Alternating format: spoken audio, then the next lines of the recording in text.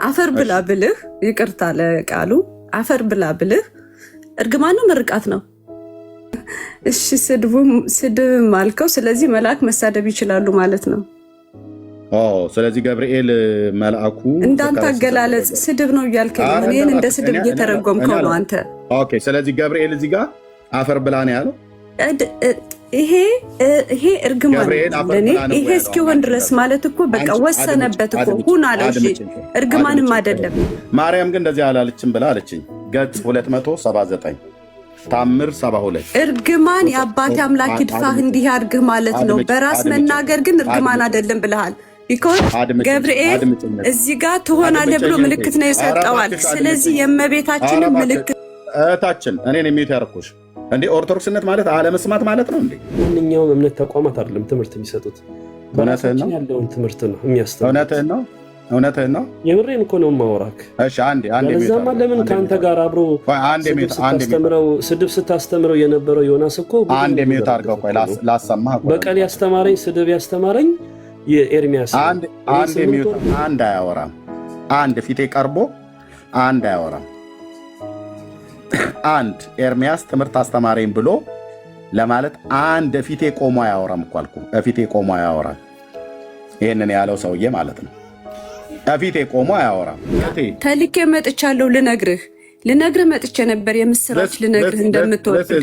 ይሄንን ስላላመንክ ግን እየሰማሁ ነው እኮ ሌላ ትንታኔ ውስጥ ገባህ አንተ እኮ። እህታችን this is orthodox ጨረስን። ያልተጻፈ ብዙ ተአምራትን አድርጓል የሚል ምን አይነት ናት? በጌታ ተግባቦት ወቂ። በቃ ጨረስ ነው።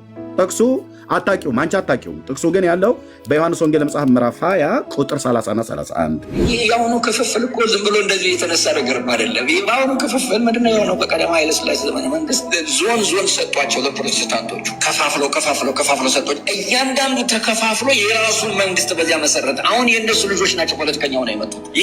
በዚህ ሰውዬ እኛ ስንተች ማለት ነው። እኔ አሁን ይህንን አባት ብዬ አልጠራውም። በዚህ ሰውዬ እኛ ስንተች ያሳፍራል። ለምን በሉ የትግሬ ደም ውስጤ ቢኖር ቀድቼ አውጥቼ እደፋው ነበር ብሎ አሁን ለእንደነኛ አይነት ጢማም ሽማግሌዎች እኮ ተገቢ መልስ እኮ ይሰጣቸው ነበር። ግን ክርስቶስ እንደዚህ አላስተማረንም።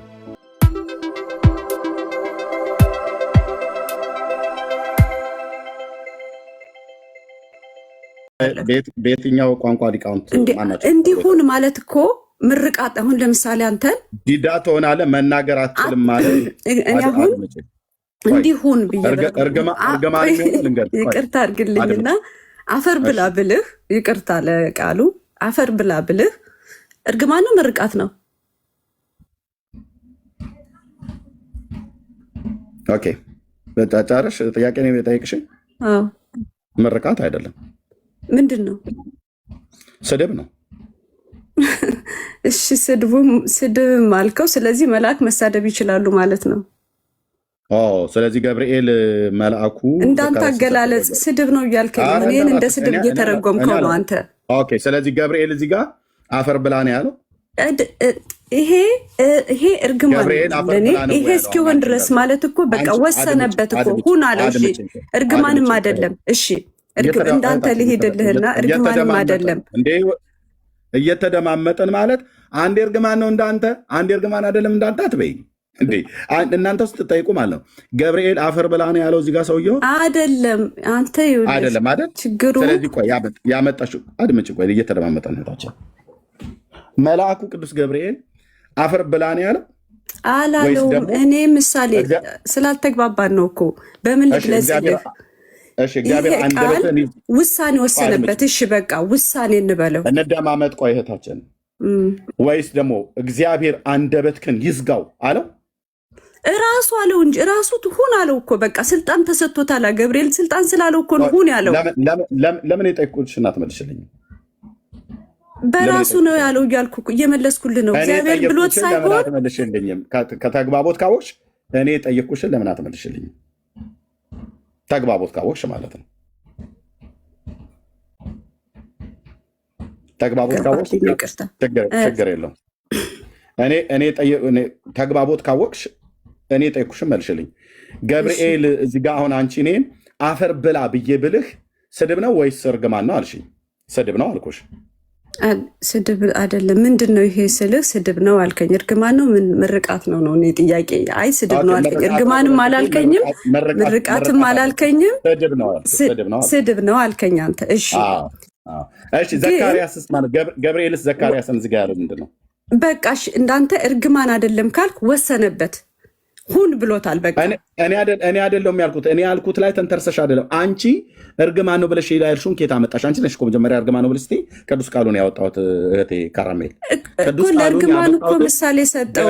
አንድ ሰው ገብርኤል ረግሞታል አልሽኝ። ገብርኤል ረገመው ብለሽ አልሽኝ። የት አለ የረገመው? ምክንያቱም የማርያምን እርግማን እዚህ ታምረ ማርያሙ ላይ ያለውን ይሄንን ለማጽደቅ አንደኛ እግዚአብሔር ተራጋሚ ነው አልሽ። አይደለም አልኩሽ።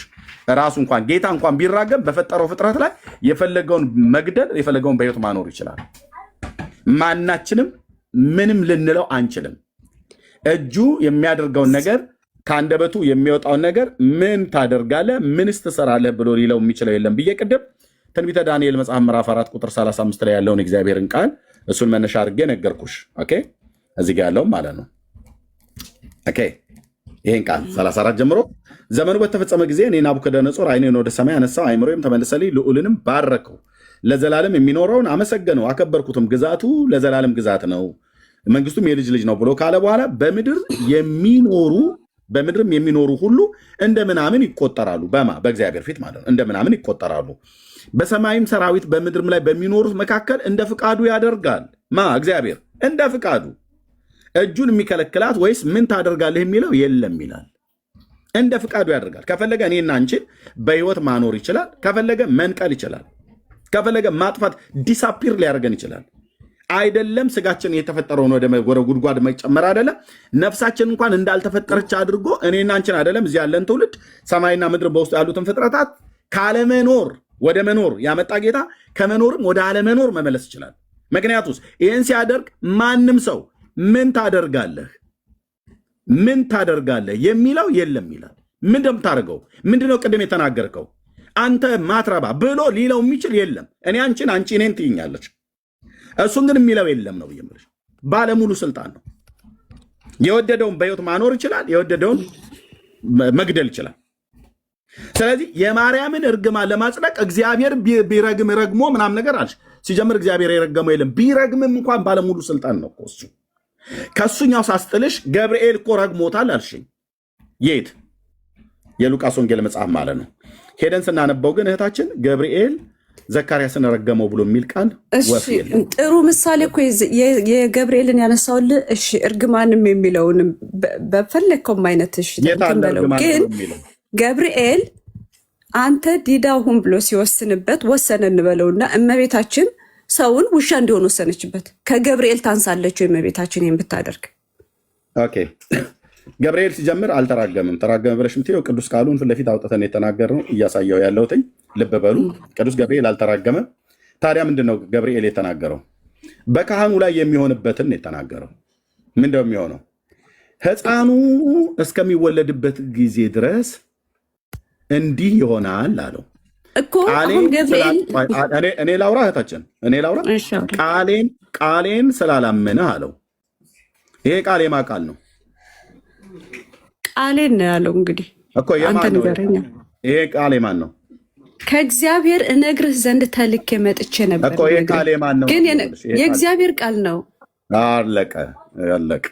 የገብርኤል ቃል አይደለም፣ የእግዚአብሔር ቃል ነው። ገብርኤል ከራሱ ምንም ቃል የለውም። መልእክተኛ ግን አፉ ዲዳ እንዲሆን ግን ተነግሯል ከእግዚአብሔር። እየተደማመጥን ይህንን የምስራች እንድሰብክልህ ተልኬ ነበር ይላል። የምስራች ነው በቤቱ የተሰበከው። በቤቱ የተሰበከው የምስራች ነው። ለምስራቹ ቃል አልታዘዘም ካህኑ። ስለዚህ ይህንን ቃሌን ስላላምንህ ይህ ነገር እስኪሆን አለው። ማለት የነገርኩ የምስራች ቃል መፈጸሙ አይቀርም። አንተ አሜን አልክ አላልክ፣ ተቀበልክም አልተቀበልክም መፈጸሙ አይቀርም። ለምን? የእግዚአብሔር የዘላለም ሐሳቡ ነው። የእግዚአብሔር የዘላለም ሐሳቡ ነው። መፈጸሙ አይቀርም እና እስከሚሆን ድረስ ዲዳ ትሆናለህ። መናገርም አትችልም አለው ይላል። ምልክት ነው የሰጠው ማለት ነው። ግን ይህን ምልክት እንዲሰጠው እግዚአብሔር ምልክት እንዲሰጥ ልኮኛል ብሎታል። ይሄን ነገር ከራሱ ነው ያለው ገብርኤል።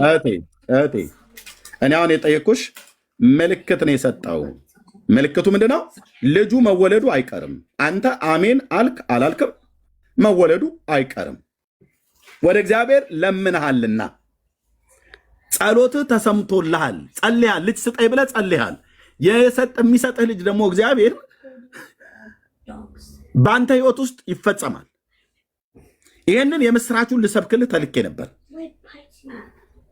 እሱ ግን አልተቀበለውም። ይሄንን በምን አውቃለሁ ብሎ ስላለው ነው ይሄንን ያለው መልአኩ። በምን አውቃለሁ? እኔም አርጅቻለሁ። መልአኩንም እኔ ሽማግሌ ነኝ፣ ሚስቴም በእድሜዋ አርጅታለች፣ ይህንን በምን አውቃለሁ አለ። ኦኬ፣ ካህን እንደመሆኑ መጠን ማወቅ የነበረበት ላለመውለድ እሱ እንደ ምክንያት ያቀረበው ነበረ። ካህኑ ዘካርያስ ሚስቴ አርጅታለች፣ እኔም አርጅቻለሁ ነው።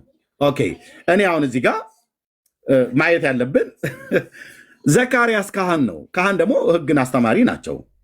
በእስራኤል ዕጣን ማጠን ብቻ አይደለም፣ ህግን ያስተምራሉ፣ ቅዱስ ቃሉን ያስተምራሉ። ዘካርያስ እንዴት አላወቀም? እንዴት በምን አውቃለሁ አለ? በሳራ ማወቅ ነበረበታ። እግዚአብሔር መካንን ማስወለድ እግዚአብሔር የጀመረው ዘካርያስ ቤት ነው እንዴ? አይደለም። ሳራ የምትባል የአብርሃም ሚስት እናታችን አለ። ትንታኔ ውስጥ እየሄድክ ነው አሁን። ወደ መልአኩ የተናገረው ላይ ብንመጣ እሱን እናውቃለና የመልአኩና የካህኑ የዘካርያስ ንግግር የማወራው። እዚህ ጋር ዋናው ፖይንት ገብርኤል ለምን የተላከበትን ብቻ ተናግሮ አልተመለሰም? ተራገመ ብለሽ አልሽው የለም እኮ አፍ ዲዳ ሰውን ዲዳ አድርግ ብሎ እግዚአብሔር ልኮኛል አላለውም እኮ። በቃ ተልኬ መጥቻለሁ ልነግርህ መጥቼ ነበር፣ የምስራች ልነግርህ እንደምትወድ። ይሄንን ስላላመንክ ግን እየሰማሁ ነው እኮ ሌላ ትንታኔ ውስጥ ገባህ አንተ እኮ። እህታችን this is ኦርቶዶክስ ማድመጥ እንኳን አይችሉም። እኔን አስቁማኝ ነው እሷ የምታወራው። እኔ አምላክ ቃል ላይ ሳወራ አስቁማ፣ እሷ ያልተራገመን ገብርኤል ተራገመ ብላ የጠቀሰችው ጥቅስ ምንም መረጃ አላመጣላትም። ስለዚህ ዜሮነት ማለት ነው። ዜሮ ማለት ነው። ገብርኤል ተራገመ አልተራገመም? ምንድን ነው ያለው? ምልክት ነው የሰጠው። ኦኬ፣ የአባቴ አምላክ ይድፋህ፣ እግዚአብሔር አንደበትን ይዝጋው አላለው። እርግማን ማለት እንደዚህ ነው። እንዲህና እንደዚህ እግዚአብሔር እንደዚህ አድርግብህ፣ አንደበትህን እግዚአብሔር ይዝጋው፣ አንገትህን እግዚአብሔር ይቅጫው እያላችሁ እናንተ በጸሎት መጽሐፍት እንደምትናገሩት ማለት ነው። ስለዚህ እኔም ላውራሁን አንተ ብቻ እኮ ተቆጣጠርከው። አልጨረስኩም፣ ሰጣሻለሁ። ስለዚህ ገብርኤል ተራገመ ብላ ያለችው ቃል ላይ ምንም ነገር የለም። የማርያምን እርግማን እንሄዳለን። አንቺ ግን አሁን እምጨርሹ ካለ ጨርሺ። ቴንክ ዩ። እሺ በል ጥሩ ነው። እሺ ጥሩ ነው። እሺ አሁን ይሄ የአባቴ አምላክ ይድፋህ ምን ማለት ከሆነ እርግማን፣ እመቤታችንም እግዚአብሔር አምላኬ ልጄ ይድፋሽ ወይም ደግሞ ወደ እንስሳት ይቀይርህ፣ የአባቴ አምላክ ይቀይር ወደ እንስሳት ብላ አልተራገመችም። ገብርኤል የመጣው ሊያበስር ነው፣ ሊናገር ነው፣ እንደሚወልድ ሊነግረው ነው የመጣው። ይሄንን ነው የተላከው ገብርኤል። ይሄንን አብስረው ልጅ እንደሚወልድ ንገር ተብሎ ነው የመጣው። ነገር ግን ከመጣ በኋላ ከነገረው በኋላ ስላላመነው ኦኬ አላመንክም ሲፈጸም ታየዋለህ ብሎ ለምን አልሄደም? ለምን እዛ ላይ ዲዳሁን ለምን አለው? ማን ስልጣን ሰጥቶት እንደዛ ሊል ቻለ? ጨርሰናል። ምንድነው የጨረስነው? የገብርኤል ተራገመ ብላ የጠቀሰችው ጥቅስን አመጣው። ገብርኤል አልተራገመም፣ ምልክት ነው የሰጠው፣ እርግማን የለም። ማርያም ግን እንደዚህ አላለችም ብላ አለችኝ። ገጽ 279 ታምር 72 እርግማን የአባቴ አምላክ ይድፋህ እንዲህ ያድርግህ ማለት ነው። በራስ መናገር ግን እርግማን አይደለም ብለሃል። ቢኮዝ ገብርኤል እዚህ ጋር ትሆናለህ ብሎ ምልክት ነው የሰጠዋል። ስለዚህ የእመቤታችንን ምልክት እህታችን እኔን የሚዩት ያደረኩሽ እንዴ? ኦርቶዶክስነት ማለት አለመስማት ማለት ነው እንዴ? አውርተሽ እስከምጨርሺ ዝም አልኩሽ አይደል? እኔ ሳወራ ለምን በመደዳ የምታወሪው? የተግባቦት ሕግ ወቁ እንጂ ስታወሩ እኮ ሃይማኖታችሁን ሁሉ ጭምር ነው ከበስተኋላ የምታስነቅፉትም የምታሰድቡትም። ካልጨረሽ ጨርሺ ልስተሽ። እኔ ግን ሳወራ እኩል አታወሪ እህቴ። ቴንክ ዩ። የዚህ ቤት ችግር አንዱ ይሄ ነው። ትመጣላችሁ፣ እንድታወሩ እድል ትሰጣለሁ፣ ታወራላችሁ። እኔ ማውራት ሲጀምር ግን እኩል ታወራላችሁ። ያልጨርሹ ነገር ካለ ጨርሺ። ካረሜል ጋይድ ጨርሺ፣ እድል ልስጥሽ። አሁን እኮ ስለምታቋርጠኝ እኮ ነው የምቀጥለው። እስኪጨርስ አልጠብቀኝም። አንተ በጣም ረዥም ነው ትንታኔ የምትሰጠው አንተ፣ ለዛ ነው። ስለዚህ እኔ እዚህ ጋር አሁንም ከገብርኤል ጋር የማመሳስለው ገብርኤል እዚህ ጋር ምልክት ነው የሰጠው። ስለዚህ እንዲህ ያርግህ ብሎ አልተራገመም። ስለዚህ ምልክት ነው የሰጠው። ስለዚህ እመቤታችንን ምልክት ነው የሰጠችው። ኦኬ፣ የቱ ጋር ነው እመቤታችሁ ምልክት ነው የሰጠችው? ምዕራፍ ስንት አንተ ላይ? ያልከው ነው እንግዲህ ሴትን ወደ እንስሳት ቀይራለች አልክ ብለህ መጣህ። እንግዲህ እኔ ስለዚህ መጽሐፉን አታውቂውም ማለት ነው አንቺ እኮ። እንግዲህ አባቴ አምላክ እንዲህ አድርግሽ ብላ የምትራገመው ማርያም ነው እናንተ ጋር ያለችው ነው ያልከኝ እኮ መጀመሪያ። የጠየኩሽን መልሽልኝ።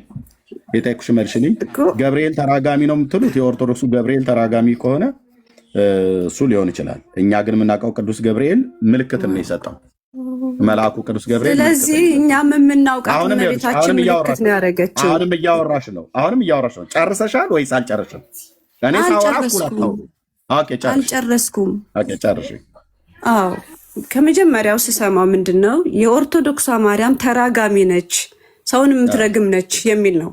የምትረግም ከሆነ እሷ የምትረግም ከሆነ ገብርኤል የተናገረውም አንተ ዲዳ ትሆናለህ ያለውም እርግማን ነው። አይ እርግማን አይደለም ምልክት ነው ካልክ እመቤታችንም ይሄ እንዲህ ይሁን ብላ ስትል ምልክት ነው።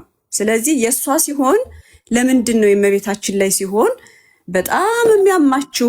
ለምንድን ነው የእመቤታችን ላይ ሲሆን? ከዚህ በፊትም ሰምቻለሁ። ማርያም የምትባል በልባቸው ውስጥ ያለችውን አውጡና ፈጥፍጧት፣ እኔ ፈጥፍጫታለሁ ማርያም የምትባል ብለህ ስታወራ ስሰማ ያኔ ነው በጣም ያዘንኩልህ። በጣም በቃ ለምን አምላክን የወለደች ድንግል ማርያም ናት። በቃ እኛ የምናውቃት አምላክን የወለደች እመቤታችን ናት። ጌታችን ኢየሱስ ክርስቶስን የወለደችን እመቤታችንን ነው የምናውቀው። ሌላ ማርያም የለንም። ይችን ማርያምን ለምንድን ነው በዚህ ልክ እሷ ጋር ጦርነት የምትገጥሙት? ለምን ወንጌልን አርፋችሁ አትሰብኩም? በቃ ሰውን መመለስ የምትችሉት ቃሉን አውጥታችሁ ምንድን ነው? ጥያቄ መልስ ነው። በቃ ምልህ ይህን ነው አካሄዳችሁ ሁል ጊዜ። በቃ ማርያም ላይ ነው ጦርነት። ሚዩት ላደርግሽ ነው። አሁን ሮሮ ነው፣ ለቅሶ ነው የጠየኩሽ ጥያቄ። የገብርኤልን ሳትጨርሺ ወይ ጨርሰሽ ከሆነ ጨርሻለሁ ብለሽ ማብቃት ሲገባሽ ወደ ለቅሶ ገባሽ ማለት ነው። ለቅሶ ማለት ሮሮ፣ ሐዘን፣ ስሞታ ምናምን ነገር ማለት ነው። ኦኬ፣ የጠየኩሽ ጥያቄ ምን ነበረ? ሮሮውን ታዩ። ሮሮውን ከመልስ ጋር ትቀላቂው። ሮሮ ካለሽ በኋላ ሰማለሁኝ። ሲጀምር ማርያምን ከልባችሁ አውጥታችሁ ጣሏት ብሎ አለ ኤርሚያስ ብለሻልሽ። እኛ ያልነው እቺ በስዕሏ ላይ የተገለጠችዋን ማርያም ነች ብላችሁ የምትሏትን እንጂ የጌታችንን እናት ማርያምን አይደለም። ሲጀምር የጌታችንን እናት ማርያም እኔ ልብ ውስጥ ምን ታደርጋለች? ኦኬ፣ በእኔ ልብ ውስጥ ንጉሱ ብቻ ነው ያለው። እነሱን እንደ በልቤ ግን ቅዱሳን እግዚአብሔር ያከበራቸው እናቶችና እህቶችን ግን አከብራለሁ ማለት ነው። እኔ ልብ ውስጥ ማርያም ሲጀምር አትቀመጥም። ለምን? አልፈቅድላትም። የጌታ እናት ማርያም እንኳን እኔ ልብ ውስጥ አብርሃም አይቀመጥም። ለምን? አልፈቅድለትም። እኔ ልብ ውስጥ ሳሙኤል አይቀመጥም። ለምን? አልፈቅድለትም። ልብ በሉ። እኔ ልብ ውስጥ መቀመጥ ያለበት ማን ነው? ጌታና ጌታ ብቻ ነው። ኦኬ፣ እነሱም በዘመናቸው አክብረውት አምልከውት ያለፉት ጌታ ነው። እኔም እሱን የማከብረው። ኦኬ፣ እናንተ መኳንንት በሮችን ክፈቱ፣ የክብር ንጉሥ ይግባ ነው ያለው መጽሐፉ እንጂ አንተ ዝም ብሎ አሰስገሰሱ ሁሉ ይግባ አላለም። ኦኬ፣ ስለዚህ የጌታችን እናት ቅድስት ድንግል ማርያም በልብህ የጌታ እናት መሆኗን ታምናለህ ብለህ ፊትኛ? አዎ። ቅድስት ናት? አዎ። እኔ ልብ ውስጥ ምን ታደርጋለች? ኦኬ፣ መጽሐፍ ቅዱስም እንደዚያ አያስተምረንም። ኦኬ፣ ቴንክ ዩ። ግን እንደ እግዚአብሔር ሴት ታከብራታለህ? አዎ። የጌታ እናት ናት፣ ምንም ጥርጥር የለም። እሺ፣ ገብርኤል ይህን ቃል ሲናገረው የዘካርያስ አንደበቱን አረ የተዘጋው እህታችን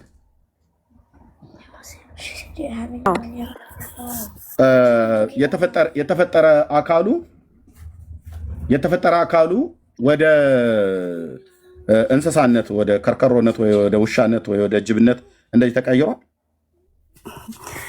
ተአምር ማለት የግድ አንድ ነገር ሁሉም ተመሳሳይ ሁሉም ወደ እኮ ልመልስልህ ነው እኮ። አዎ የግድ ወደ እንስሳት መቀየር እኮ አይደለም። እያንዳንዱ የተለያየ እኮ ምልክትና የተለያየ እንትን እኮ አለ። የግድ ሁሉም ወደ እንስሳነት መቀየር አለበት እንዴ? ስለዚህ አልተቀየረም አይደል? ገብርኤል ይህን ሲናገረው አንደበቱ ነው መናገር ያቃተው እንጂ አንደበት መዘጋት እኮ ቀላል አይደለም እኮ። የሚናገር ሰው እንዳይናገር ማድረግ። እህታችን እኛ ልሽ መናገር አትችልም አለው ይላል እና ከዛ ጊዜ ጀምሮ ዲዳ ሆነ ይላል። በቃ መጽሐፍ ቅዱስ የሚነግረን ማለት ነው። ኦኬ፣ የጠየኩሽኝ ከሰውነት አርያ ወጥቶ ወደ እንስሳነት ተቀይሯል ነው እያልኩሽ።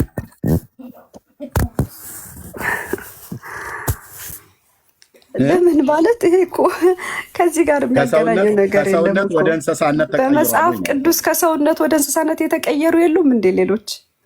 ናቡከደነጾርን እግዚአብሔር አድርጎታል። እግዚአብሔር ነው ያደረገው። እኔ ያልኩሽም በፍጡር በገብርኤልም ይቻላል። የእግዚአብሔር የሆኑት ሁሉ በጣም እግዚአብሔር ኢየሱስ ክርስቶስ እኮ እኔም ማደርገው ማድረግ ትችላላችሁ ብሏቸዋል እኮ። የጠየኩሽን መልሽልኝ እህታችን፣ የጠየኩሽን እባክሽ መልሽልኝ። ተግባቦት ወቁ፣ እንደው በጌታ ተግባቦት የሚባል ነገር ወቁ። ኦኬ መጽሐፍ ቅዱስ ላይ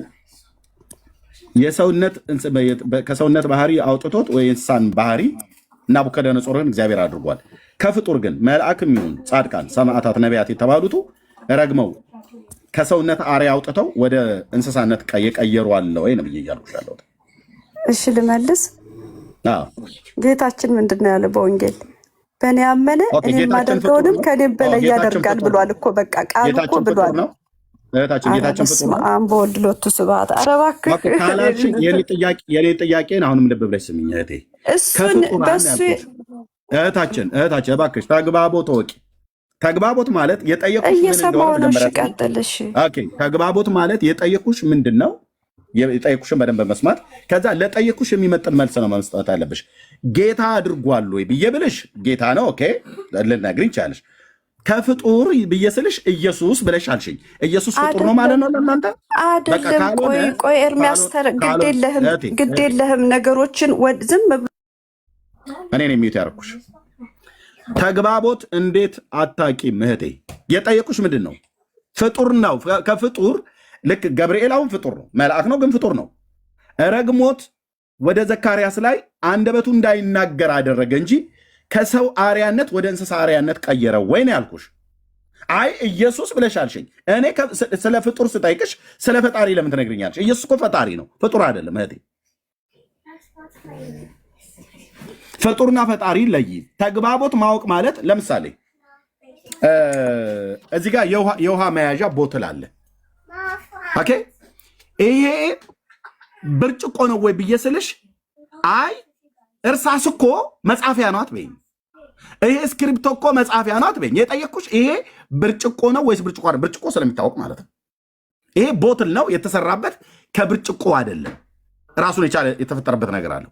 ስለዚህ ይሄ ብርጭቆ ነው ወይ ስልሽ አይ እስክሪፕቶም እኮ ሊጽፍ ይችላል መጻፉ አይደል ዋና አትበይኝ። ይሄ ማለት ተግባቦት አላወቅሽም ማለት ነው። የጠየቅኩሽ ስለ ፍጡራን ስጠይቅሽ ፍጡራን ሰዎችን ረግመው ከሰውነት አርያ አውጥተው ሰዎችን ወደ እንስሳነት ይቀይራሉ ወይ ብዬ ስጠይቅሽ ኢየሱስ እኮ አትበይኝ፣ አይገናኝም። አንደኛ እኔ ስለ ፍጡር ነው የጠየቅኩሽ። ኢየሱስ ደግሞ ፍጡር አይደለም ፈጣሪ ነው። ቴንክ ዩ። እና አሁን የምትይኝ ነገር ካለ ቀጥይ። ተግባቦት በመድኃኒዓለም ተግባቦት ግን እስክጨርስ ግን አታቋርጠኝ ቢያንስ። እኔ ኢየሱስ ክርስቶስ ጌታችን ኢየሱስ ክርስቶስ ያልኩት ምንድን ነው? ናቡከደነጾርን የቀየረው ራሱ እግዚአብሔር ነው፣ ፈጣሪ ስለሆነ በራሱ በቃ መቀየርም መግደልም ማዳንም እንስሳትም ሰውም ማድረግ ስለሚችል እግዚአብሔር አድርጎታል። እኔ ጌታችን ኢየሱስ ክርስቶስ በወንጌል ያስተማረው ብዬ ልመልስልህ ነው የመጣሁት። እና በእኔ የሚያምን እኔ የማደርገውን ያደርጋል ከኔም በላይ ሲል ከፈጣሪ በላይ ያደርጋል ማለት አይደለም። ብዙ ታምራትን በእሱ ያመኑት ማድረግ እንደሚችሉ ሲናገር ነው። በዘመናችንም እኮ በኢየሱስ ክርስቶስ ስም አምነናል ብለው ብዙ ነገር እያደረግን ነው እያሉ እያሳዩን ነው አይደል እንዴ? ስለዚህ ለምንድን ነው እመቤታችን አደረገች ሲባል ሌላ ጥያቄ ያስነሳው? አሁን ይታያችሁ የጠየኳት ጥያቄ ምን ነበረ? ከፍጡራን ረግሞ ሰውን ወደ እንስሳነት የቀየራለ ወይ ብዬ ስላት ጌታችን አለች። ያው በኦርቶዶክስ ኢየሱስ ፍጡር ነው እያለችን ነው ማለት ነው። ሌላ ምን ልን እንችላለን? ሚዩት አድርግ ህይወታችን። አሁን ሚዩት ነው ማድረግ ያለብሽ። ከፍጡራን ከመላእክት የሚሆን ከጻድቃን ከሰማዕታት ከነቢያት ሰውን ረግሞ ወደ ውሻነት የቀየረ አለ ወይ ብዬ ስላት ኢየሱስ እኮ አለችን። ስለዚህ ኢየሱስ በኦርቶዶክስ ሃይማኖት ከፍጡራን ተርታ ነው የሚመደበው እያለችን ነው እህታችን ማለት ነው። ይህን ብለሽ ካልሽ ደግሞ ትክክል አይደለሽም። ኢየሱስ በኦርቶዶክስ ከፍጡራን እኩል አትመድበው ቤተክርስቲያኒቱ። ሚዩት አድርጊ እህታችን፣ ሚዩት አድርጊ። አሁን ሚዩት ነው ማድረግ ያለብሽ። ሚዩት ነው ማድረግ ያለብሽ። ቴንክ ዩ። ምክንያቱም ተግባቦት ወቂ በመድኃኒዓለም ብዬ ስጠይቅሽ የነበረው ነው የመለሽልኝ። ስለዚህ ጌታችን ኢየሱስ ክርስቶስ በወንጌል እንዳስተማረው አለች እኔ ካደረኩት የበለጠ ታደርጋላችሁ ብለዋል አለች። ኦኬ ማይክሽን ክፈቻውን ማይክሽን ክፈች። ጌታችን ኢየሱስ ክርስቶስ በወንጌል ሲያስተማር እኔ ካደረግኩት የበለጠ ታደርጋላችሁ ብሏቸዋል አለች ብለሽናል። ኦኬ አዎ ብለዋል።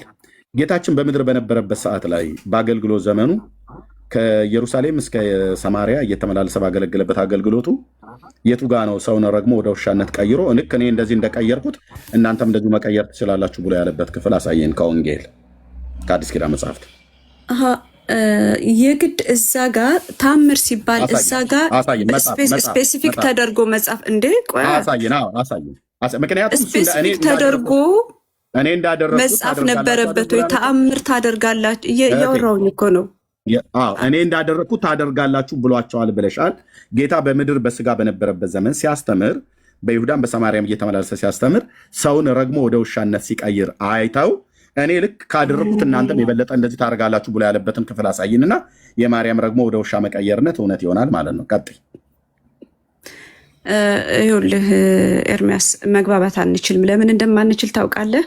አሁን እኔ እግዚአብሔር ናቡከደነጾርን ቀየረው ስንል አዎ ኢየሱስ ክርስቶስ እግዚአብሔር ነው አይደለ? የእግዚአብሔር ልጅ እግዚአብሔር ነው። ከእግዚአብሔር አብ የማይለይ ማለት ነው። እኩል ትክክል የሆነ አምላክ ነው። የጠየኩሽን ታወሪያለሽ ወይስ እኮ እያወራሁ እየነገርኩ እኮ ነው። የጠየኩሽ ጥያቄ ምን ነበረ? ተአምር ሲባል የግድ መጽሐፍ ቅዱስ ላይ ስፔሲፊክ ተደርጎ ይሄንን ብቻ ታደርጋላችሁ ተብሎ ነበር መጽሐፍ የነበረበት እኮ ልመጣልህ ነው። የጠየኩሽ ጥያቄ ምን ነበረ? ከመምጣትሽ በፊት የጠየኩሽን ጥያቄ ኢየሱስ ክርስቶስ በወንጌል ላይ ሰውን ወደ እንስሳ መቀየር ትችላላችሁ ብሏል ወይ ነው ያልከኝ አይደለም? አይደለም፣ አልሰማሽኝም ማለት ነው። አየሽ፣ ለዚህ ነው የተግባቦት ሕግ አታውቁም። የኦርቶዶክሳውያን መለያ ሆነ። በንዴት ነው የምትገቡት፣ በብሽቀት ነው የምትገቡት። በፍጹም እኔ አልተናደድኩም። አድምጪኝ። ካልተናደድሽ ጥያቄ ምን ነበር ያልኩሽ? ጌታችን አልሽኝ በወንጌል ላይ እኔ ካደረኩት የበለጠ ታደርጋላችሁ ብሏቸዋል። ስለዚህ ቅዱሳን ያደርጋሉ አልሽን። ኦኬ። ስለዚህ ምን ማለት ነው? ጌታችን በምድር በነበረበት ዘመን አልኩሽ፣ በስጋ ወራት በምድር በነበረበት ዘመን ሲያገለግል ከሰማሪያ እስከ ኢየሩሳሌም እየተመላለሰ ሰሜኑን ክፍል ደቡቡን ክፍል ባገለገለበት ጊዜ ካደረጋቸው ታምራቶች መካከል ሰውን ረግሞ ወደ ውሻነት የቀየረበት ክፍል ደቀ መዛሙርቱ የሚያዩት፣ እነሱም ደግሞ ከሱ የተነሳ እኔ ካደረኩት የበለጠ ታደርጋላችሁ ብሎ ያለበት አንድ ቦታ አሳየኝ ነው ያልኩሽ። እኮ ልነግርን የግድ አሁን እዛ ጋር ተመሳሳይ ተአምራት ነው መደረግ የነበረበት ነው የምትለው? እንደዛ ከሆነ ሐዋርያት ያደረጉት ጌታችን ኢየሱስ ክርስቶስ ያደረገው አንድ አይነት ነው። እኔ እንዳደረግኩት የሚያደርግ ታደርጋላችሁ አድርጎ ያላቸው እኮ ተአምር ታደርጋላችሁ እኮ ነው። በቃ ሙት ታስነሳላችሁ። እህታችን ታዲያ ጌታችን ሙት ነው ያስነሳው እንጂ እነ ጳውሎስም ሙት አስነስተዋል። ጴጥሮስም ማለት ነው። ጌታ ሙት ሲያስነሳዩ እነ ጴጥሮስም ሙታን አስነሱ፣ እነ ጳውሎስም ሙታን አስነሱ። ጌታ አጋንንት ሲያስወጣዩ እነሱም በጌታ ስም አጋንንትን አስወጡ። ኦኬ አይደል? አዎ እየሰማሁ ነው። ኦኬ አዎ። ስለዚህ እኔ ግን የጠየኩሽ ምንድን ነው ጌታ በአገልግሎቱ ዘመን ሰውን ረግሞ ወደ ውሻነት ሲቀይር አይተው እነሱም ወደ ውሻነት ትቀይራላችሁ ብሎ ያለበት ክፍል አሳይ ነው ብያለሁ። ለሱ ምሳሌ እኮ የገብርኤልን እኮ ዝም በቃ አፍ አይናገርም የሚለው ምሳሌ ሰጠው እኮ። በቃ ገብርኤል ረግሞ ወደ ውሻነት ቀየረ ወይስ መናገር እንዳይችል ነው የሆነው? የግድ አንድ አይነት ታምር መሆን ነው ወይ ያለበት? ታምር ሲባል አድምጪኝ። ልክ ጌታ እንዳደረገው እኔ እንዳደረግኩት ታደርጋላችሁ ነው አይደል ያላቸው እኮ። አንድ አይነት ተአምር መሆን አለበት ነው ጥያቄ። አንድ አይነት ለምሳሌ ልሽ ቆይ አድምጪኝ። አሁን ለምሳሌ ጌታ አጋንንትን አስወጣ አይደለ?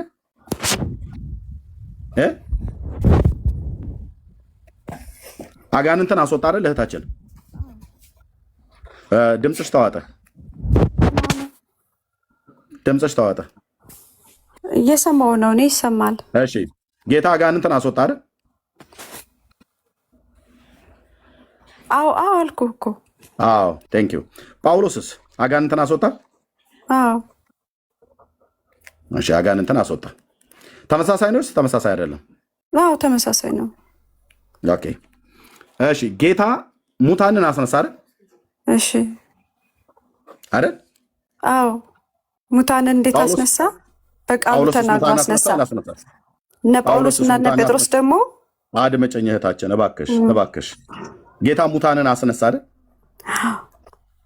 አዎ ጳውሎስ እና ጴጥሮስስ ሙታንን አስነሱ አላስነሱም?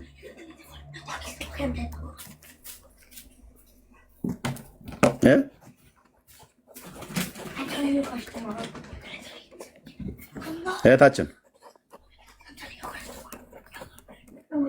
ጳውሎስና ጴጥሮስስ ሙታንን አስነሱ አላስነሱም? ጌታ ኢየሱስ ክርስቶስ እንዳስነሳው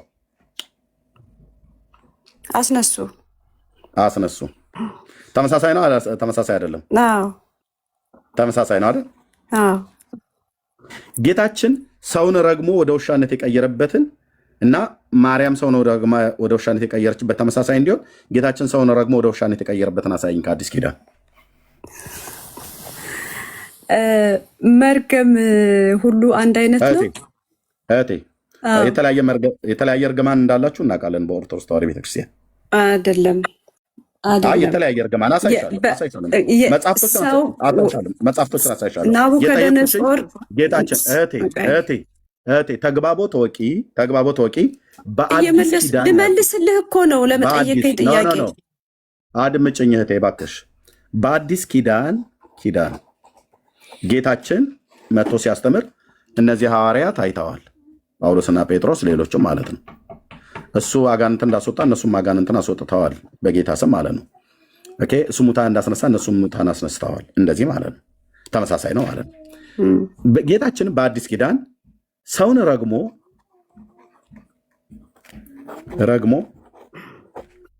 ወደ ውሻነት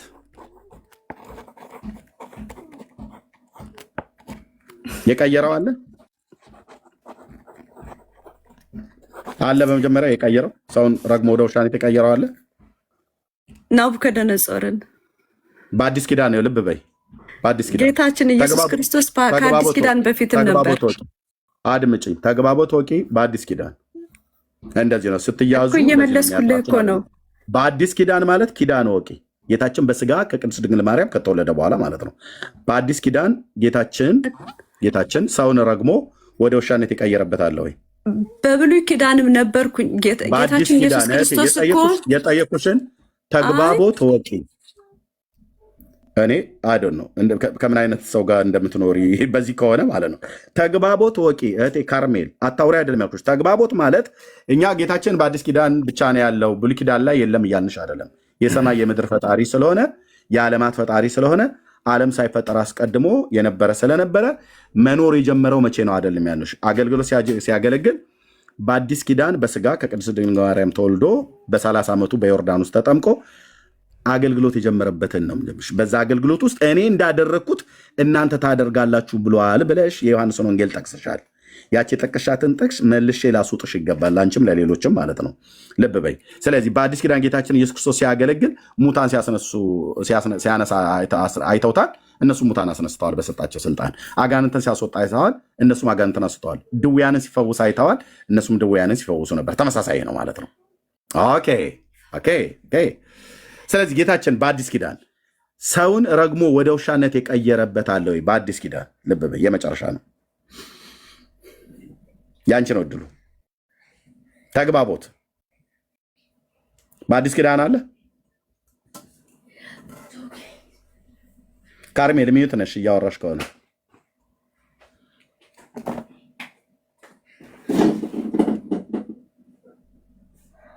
አለ። ሚዩት እያረከኝ ነው ሳውራ። እኔ ቀድሜ ያረኩሽ ሚዩት ተደርገሻል። ክፈችው ብዬሻለሁ። አለ ወይ? ለምን በአዲስ ኪዳን ብቻ ትላለህ? ብሉይ ኪዳን ለምን አይጠቀስም? ጌታችን በአዲስ ኪዳኗ በስጋ የተገለጠው ነው ያስተማረው። በስጋ ሳይገለጥም ነበር እኮ። እኔ እኮ የአብርሃም በስጋ ተገልጦ አድምጭኝ፣ እኔ እንዳደረግኩት የበለጠ ታደርጋላችሁ ብሎ ያለውን ቃል እንዳትረሽ። እያስተማራቸው እኮ ነው። አድምጭኝ። ስለዚህ በአዲስ ኪዳን ሲያስተምር ለደቀ መዛሙርቱ ሰውን ወደ ውሻነት እየረገመ ቀይሮ አሳይቷቸዋል ነው እያልኩሽ ያለሁት። እሺ ጥሩ እኮ ለሱ ምሳሌ ልመጣልህ ነው እኮ። በብሉይ ኪዳን ማን እኮ ልመልስልህ ነው እኮ። መልስ ሲመለስ ከብሉይ ኪዳንም ከአዲስ ኪዳኑ ነው እኮ መልስ የሚመለሰው። እኔ ጠየኩሽ የብሉይ ኪዳኑ እኔ ነኝ የነገርኩሽ ቅድም ናቡከደነጾርን። እሱን ተው እሺ። ኤልሳ ቆይ እሺ እኔ እንደማደርገው ታደርጋላችኋልና ከኔም በላይ ብሎ ሙታንን አስነሱ። አልጠየኩሽም ጥያቄ። ሙታንን ስላስነሳ አስነሱ። አዲስ ኪዳን ነው ጥያቄ። እሱ ሳይነግራቸው ሙት ሚዩት አድርጌሻለሁ። እንደዚህ ነው ነፍሳችሁን ከስጋችሁ እስኪላቀቅ ድረስ በእግዚአብሔር ቃል ሞግታችሁ ኪዳን ወቁ። ብሉይ ኪዳንና አዲስ ኪዳን እንኳን ለይታችሁ አታውቁም። ብሉይ ኪዳን ኦኬ። እኔ ከብሉይ ኪዳን አላልኩም። ብሉይ ኪዳን ጌታ የሰማይ የምድር ፈጣሪ ስለሆነ ኪዳኑንም የሰራው እሱ ነው። በዛ ኪዳን ውስጥም ነቢያትን ያስነሳሱ ነው። ታምራትን በነቢያት በኩል ሲያደርግ የነበረው ጌታ ነው። እኔ ጠየቁሽ በአዲስ ኪዳን። ለዚህ ነው ተግባቦት አታውቁም ብዬ የምለው። ተግባቦት እወቂ እህቴ፣ ተግባቦት እወቁ። ያለ ተግባቦት እንዴት ቅድም እየነገርኩሽ ይሄ ብርጭቆ ነው ወይ ብዬ ካላልኩሽ እስክሪፕቶ ይጽፋል ብለሽ አትበይ። እኔ ጠየቅኩሽኝ ጌታችን መቼ ነበረ መኖር የጀመረው አይደለም ያልኩሽ። ተአምር ማለት ሙት ማስነሳት ብቻ አይደለም። ጌታችን እኮ በወንጌል ያልተጻፈ ብዙ ነገር አደረገ ይላል እኮ መጽሐፍ ቅዱስ እኮ ብዙ በዚህ መጽሐፍ ያልተጻፈ ብዙ ታምራትን አደረገ ይላል እኮ። አንተ ሙት ማስነሳት የሚለው ብቻ ላይ ነው ያለው እኮ ተአምር ማለት። የቱ ጋር ነው እንደዛ ብሎ የሚለው ጌታችን በዚህ ታምራት ያልተጻፈ ማለት በዚህ መጽሐፍ ያልተጻፈ ታምራትን አደረገ ብሎ የሚለው የቱ ጋር ነው እንደዛ ብሎ የሚለው? ማይክሽን ክፈችው። የቱ ጋር ነው እንደዛ ብሎ የሚለው? ማይክሽን ክፈችና የቱ ጋር ነው እንደዛ የሚለው? ከፍቼዋለሁኝ። ከወንጌላውያን ውስጥ አንዱን አንብቦ መጨረሻው ላይ የትኛው ነው የሚለው? የትኛውን ወንጌላት ላንብበው? አራቱን ወንጌላውያን ወደ መጨረሻው የትኛውን ላንብበው እህቴ? አራቱን ወንጌላትን አላንብበው። የትኛው ክፍል ላይ ነው ብሎ የሚለው? ጥቅሱን ረሳሁት። የለም አለ። በዚህ መጽሐፍ ያልተጻፉ ብዙ ታምራትን አደረገ። እዚህ ያላችሁት በሙሉ እኔ ጥቅሱን አመጣልሃለሁ። አሁን እዚሁ እኔ ነኝ ሚዩት ያደረኩሽ። የለም ብዬ የምልሽ አንቺ አታውቂውም ለማለት እንጂ ቅዱስ ቃሉ ላይ የለም ማለት አይደለም። እንደኔ አይነቱን ጴንጤ ግን ብትጠይቂ በዮሐንስ ወንጌል መጽሐፍ ምዕራፍ 20 ቁጥር 30 እና 31 ላይ እንደዚሁም በዮሐንስ ወንጌል መጽሐፍ ምዕራፍ 21 ላይ ተጽፎ ይገኛል። እሱ እኔ አሁን ከምልሽ ጋር የሚገናኝ ነገር የለም ማለት ነው። ስለዚህ ነው የእግዚአብሔርን ቃል ሳታውቁ ግን ትጠቅሳላችሁ። ኦኬ ያ እህቴ ጨረስን። ያልተጻፈ ብዙ ተአምራትን አድርጓል የሚል ምን አይነት ናት? በጌታ ተግባቦት ወቂ። በቃ ጨረስ ነው። ጥቅሱ አታውቂውም፣ አንቺ አታውቂውም። ጥቅሱ ግን ያለው በዮሐንስ ወንጌል መጽሐፍ ምዕራፍ 20 ቁጥር 30 እና 31 በዮሐንስ ወንጌል መጽሐፍ ምዕራፍ 21 ላይ ተጽፎ የተገኘው እኮ አልኩሽ። የዳንኤልንም እኔ የነገርኩሽ ናቡከደነጾር የተጻፈው ማለት ነው። የጠየኩሽ ግን ጥያቄ በአዲስ ኪዳን ጌታችን ሰውን ረግሞ ወደ ውሻነት የቀየረዋል ወይ ብዬ ስልሽ ባጭሩ የለም። ተአምር ማለት ሙት ማስነሳት ብቻ አይደለም። ላውራበትና ከዛ ሰጥሻለሁ ማለት ነው። የለም የአንቺ እናት ብለሽ የምትያት በስዕሏ ላይ የተገለጠችው ማርያም ግን ያው ተአምር 72 ላይ ኧረ የኔ እናት አንተ እንደምትላት እኔን የሚት ያደረኩሽ ካልሆነ ታች ተወርጃለሽ። መጽሐፉን ስገልጠው ጩኸት አታብዢ። እሰጥሻለሁ አውርቼ ከዛ አንቺ ደግሞ ታወሪያለሽ ማለት ነው። ተአምር 72 እኔ እመቤታችን ስትሳደብ መስማት አልፈ እየፈጠፈጥኩልሽ እኮ ነው እህትዬ። ያችን የሐሰት እመቤት ብለሽ የምትያትን የእኛ እመቤት የጌታችን የኢየሱስ ክርስቶስ እናት ናት። ላውራበትና ኧረ በፍጹም እመቤታችን ስትሰድባት መስማት አልፈልግም። እታችሁ ረጃ ታዲያ አንቺንም እንደዚህ ፈጠፍጥሻለሁ ማለት ነው ከገስት ላይ፣ እሷም በእውቀት አንቺን ከገስት ላይ ካልሰማሽ ማለት ነው። ኦኬ ቴንኪው። እንቀጥላለን። ይዛ ወደ ኢየሩሳሌም በሄደችበት ጊዜ እንደዚህ ይላል። ድህነቷን ላሳየው። መጀመሪያ የኦርቶዶክስ ማርያም የወርቅ ጫማ አላት ይላል። የአጤ ምኒልክ ሚስት አረካት እንዴ? እሷ የጠራቢው የዮሴፍ እጮኛ የነበረች። ጠራቢ ማለት ደግሞ ታሪክን ራሱ ብታውቁ ኖሮ እንደዚህ ባልጻፋችሁ ነበር። በጥንት እስራኤላውያን በተለይ ጌታ በተወለደበት ዘመን በገሊላ ባህር ዙሪያ የነበሩ 10 ከተሞች አሉ። በእነሱ ውስጥ ይኖሩ የነበሩ ከአሕዛብ የተደባለቁ ሰማራውያን የሚባሉት ከፊል አይሁዳውያን ከፊል አሕዛብ የነበሩት ኑሯቸው በጣም በጣም በጣም ወንድሞቼ የኢኮኖሚ ስርዓታቸው በጣም ከጥቂቶቹ ከተሞች ውጭ ሌሎቹ የደከረቱ ድሆች ናቸው። ቻለው እንግዲህ ብራዘር፣ ይህን እፊቴ ገብታ አትንተፋተፍም። ምክንያቱስ ታሪክን ስለማታቅ ማለት ነው። ድሆች ናቸው። የቅፍርናሆም ከተማ ብቻ ነበር ትንሽ ባለጠግነት ይታይባት የነበረችው። ኦኬ፣ የቅፍርናሆም ከተማ ትንሽ ባለጠግነት ይታይባት ነበረ። ጌታም ሲናገር ፍርድ የተነገረባቸው ከተሞች ለምሳሌ ኮራዚን፣ ቤተሳይዳና ቅፍርናሆም የተባሉት አንቺ ቅፍርናሆም እስከ ሰማይ ከፋልሽ ወደ ሲኦል ትወርጃለሽ ብሎ አላት። ቅፍርናሆም ያኔ በጣም ሰፊ ትልቅ ከተማ ናት። የመቶ አለቃው ኢያኢሮስ ልጁን ከሙታን ያስነሳበት ከተማ ነው። ቤተሳይዳ ደግሞ የሚባለው የነ ፊልጶስ እና የጴጥሮስ የእንድሪያስ ከተማ ነው። እነዚህ ከተሞች በገሊላ ባህር በጌንሴሬጥ ባህር ዙሪያ የነበሩ ናቸው። ሃሎ ይሰማል? ዘርህን አሰልፌ ነው ማስተምርህ ማለት ነው። ጂኦግራፊም ታሪክም ማለት ነው። ስለዚህ እነዚህ ከተሞች ውስጥ ይኖሩ የነበሩት አብዛኞቻቸው ድሆች ናቸው። አብዛኞቻቸው መናጢ ድሃ ብለህ እንደምትለው ማለት ነው። ስለዚህ የጌታ እናት ማርያም ቁጥር 41 ወላጆቹ በየዓመቱ ወደ ፋሲካ በዓል ወደ ኢየሩሳሌም ይወጡ ነበር። የ12 ዓመት ልጅ በሆነ ጊዜ እንደ በዓሉ ወደ ስርዓቱ ወጡ ይላል ነው። ቆይ ይሄኛውን አይደለም የፈለኩትኝ፣ ይሄኛውን አይደለም ጌታ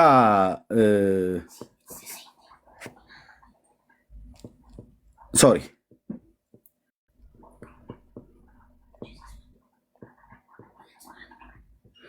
ከቁጥር 24 ጀምሮ ማለት ነው። እንደ ሙሴም ሕግ የመንጻታቸው ወራት በተፈጸመ ጊዜ በጌታ ሕግ የእናቱን ማኅፀን የሚከፍት ወንድ ሁሉ ለእኔ የተቀደሰ ይባላል ተብሎ እንደተጻፈ በጌታ ፊት ሊያቆሙት በጌታ ሕግ 2 ዋሊያ ማለት ይሄ ኢትዮጵያ ላይ ጎንደር ላይ ያለው ቀይ ቀበሮ፣ ጭላዳ ዝንጀሮ እንደሚባለው ዋሊያ የሚባለው ዋሊያዎቹ ተብሎ የሚባለው የኢትዮጵያ ብሔራዊ ቡድን አይነት ቲሸርታቸው ላይ የሚያደርጉት ቀንድ ያለው እሱ ሳይሆን ይሄ ዋሊያ የተባለው የእርግብ ዝርያ ነው። ሃሎ የእርግብ ዝርያ ነው እና በጣም ትንንጦች ናቸው። እነዚህ ዋኔ እርግብ እንደሚባሉት ማለት ነው። እንደነሱ አይነት ነው ዋሊያ የሚባለው ማለት ነው። ዋሊያና ጨረባ የመምጣታቸውን ጊዜ ያስታውቃሉ ይላል በነቢዩ በኤርምያስ መጽሐፍ፣ እንደዚሁም በዘሌዋውያን 11 ላይ ማለት ነው።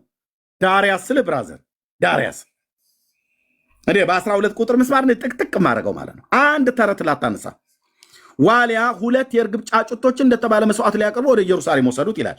እነዚህ የእርግብና የዋሊያ ጫጩቶች ነው። እነዚህን ጫጩቶች የሚያቀርቡት ምንድናቸው? በሙሴ ሕግ በታናክ ማለት ነው። በሙሴ ሕግ የመጨረሻ በኢኮኖሚ ድሃ የሆኑ ሰዎች የሚያቀርቡት መስዋዕት ነው። ሃሎ እናስ ማርያም ምንድናት? ድሃ። በወርቅ ጫማ ብሎ የሚለው የወርቁን ጫማ ዛሬ ስብርብር ላረገው ነው። ማን ነው ድሃ ያለው? ራሷ ቤተክርስቲያኒቱ። ተናገር ኤርምያስ፣ ተናገር ኤርምያስ። አንተ ስትናገር ያምርብሃል በመረጃ ስለሆነ እንደሌላው ዝም ብሎ በጩኸት በስድብ በልፍለፋ አይደለም። ኦኬ የድስዋ መላእክት ብሎ በሚለው ላይ እንደዚህ ይላል። ድሃ ብሎ የሚለው ማን ነው የተገለጠው? አንደኛ መጽሐፍ ቅዱስ ይናገራል። ኦርቶዶክስ እንደዚህ ትለዋለች። መላእክት ማርያምን በመላእክት ማርያምን በመንጦላይት፣ መንጦላይት ማለት መጋረጃ ማለት ነው። በመንጦላይት ውስጥ ያመሰግኗታል። ሀዳስ ጣዋ ለአንቺ ምስጋና ይገባል እያሉ መልአክም ማርያምን ቃል ተቀበይ አላት፣ ከአንቺ ዘንድ ይወጣልና በማኅፀንሽ ያደረ ያድራል። እንዴት? ከድሃ ቤት አደረ ይላል። ድሃ ሃሎ ከድሃ ቤት አደረ።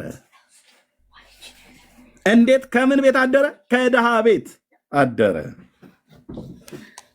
ድሃ ማለት በኢኮኖሚ የደህዩ ሰዎች ቤተሰብ ውስጥ ነው የተወለደው። አቤት ሙክትና በግ ነው ወይፈን ነው ይዞ የሚሄደው።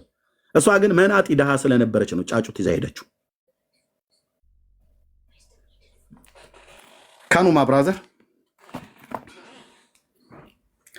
እሺ፣ ይህንን እዚህ ጋር ሲተረጉሙት ምን እንደሚሉ ይሉ ብዙ ሴቶችም ይላል ታምር 71 ላይ ብዙ ሴቶችም ከእመቤታችን ጋር ነበሩ። ውሃ ሊጠጣ ወዶ የተጠማ ውሻ ደረሰባቸው። ወደ እሳቸው በመጣ ጊዜ እነዚያ ሴቶች አባረሩት። አምላክን የወለደች በድንጋሌ ሥጋ በድንጋሌ የጸናች ክብርት እመቤታችን ግን ስለተጠማ ወዲህና ወዲያ ሲመላለስ ባየችው ጊዜ አደነቀች፣ አለቀሰችም። ጥሩ ነው። ኦኬ፣ ለውሻ የምታዝን ማለት ነው። ጥሩ። አንቺ ታዝኛለሽን? በቅቡ የተባለ ክርስቶስን የሚወለድ ከአንቺ ነውን አሏት ይላል። ቅቡ የሚባል የተቀባው ክርስቶስ ከአንቺ ነው የሚወለደው አሏትን ይላል። እመቤታችንም ይህን ነገር በሰማች ጊዜ በልቦኗ ውስጥ ፈጽማ ደስታ አደረገ። ማድጋዋንም ይዛ ወደ ሩቅ አገር ሄደችና ጫማዋን አውልቃ በጫማዋ ውሃ ቀርታ ያንን የተጠማ ውሻ አጠጣችው ይላል። ይህንን ጫማ ወንድሞች የኢትዮጵያ ኦርቶዶክስ ቤተክርስቲያን በቆሎ ትምህርት ቤት ሁሉ ጭምር ሳይቀር የወርቅ ጫማ ነው ብላ የምትለው። የወርቅ ጫማ ካላት ሀብታም ነች ማለት ነው። ሀብታም ከሆነች እንዴት ከድሃ ቤት አደረቡ ተብሎ ይጻፋል?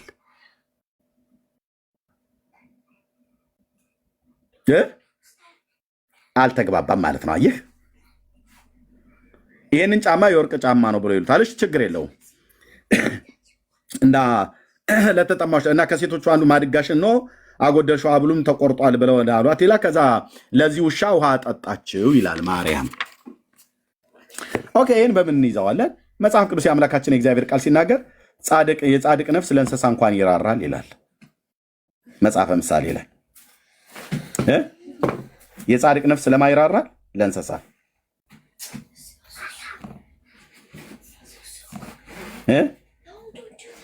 ምንድን ነው አባዬ?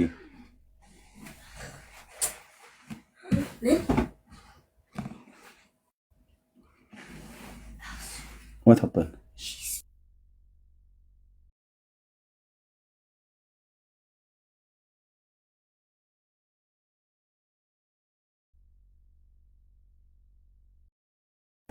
Shush. She said the milk on the tray. Milk. I told it to Okay, wait. Okay. የጻድቅ ነፍስ ለእንስሳ እንኳን ይራራል ይላል። ኦኬ፣ በዚህ ታምር 71ን በእግዚአብሔር ቃል ስናየው በመጽሐፈ ምሳሌ መጽሐፍ ምዕራፍ 12 ቁጥር 10 ላይ ምን ይላል? ጻድቅ ሰው ለእንስሳ ነፍስ ይራራል ይላል። ኦኬ፣ የጌታ እናት ማርያም ይህን ታምር 71 ላይ ያለውን ተደረገ የተባለውን ታምር በወርቅ ጫማ ውሃ ጠጣች ተብሎ በተባለው ሲጀምር በዛን ጊዜ የወርቅ ጫማ የሚባል አለ ወይ ድፍን ጫማ አለ ወይ ምናምን ነገር እሱ ዛበት ጠይቁ ወገኖች። እና እሺ እንስሳውን ይራራችለትና የጻድቅ ሰው ለእንስሳ ነፍስ ይራራል፣ ለኃጥእ ግን ምሕረት ጨካኝ ነው ብሎ ይላል በመጽሐፈ ምሳሌ 12:10 ላይ ማለት ነው። ስለዚህ የጌታችን እናት በዚህ ቃል መሰረት እሺ ለውሻው ራራችለትና አጠጣችውን በል ክፋት የለውም። ይህንን ያደረገች ግን ማርያም ታምር 72 ላይ ሚስጥሬን እንዳትነግርብኝ ብላ ለአንድ ሰው ሚስጥር ነገረችው። ሚስጥሩ ደግሞ ክርስቶስን በስጋ እንደምትወልደው ነው።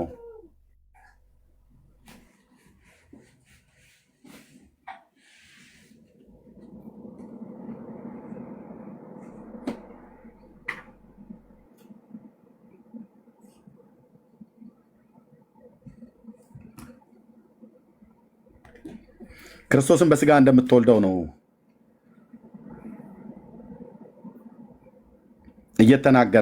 የተናገረችው ሚስጥር ብላ ማለት ነው።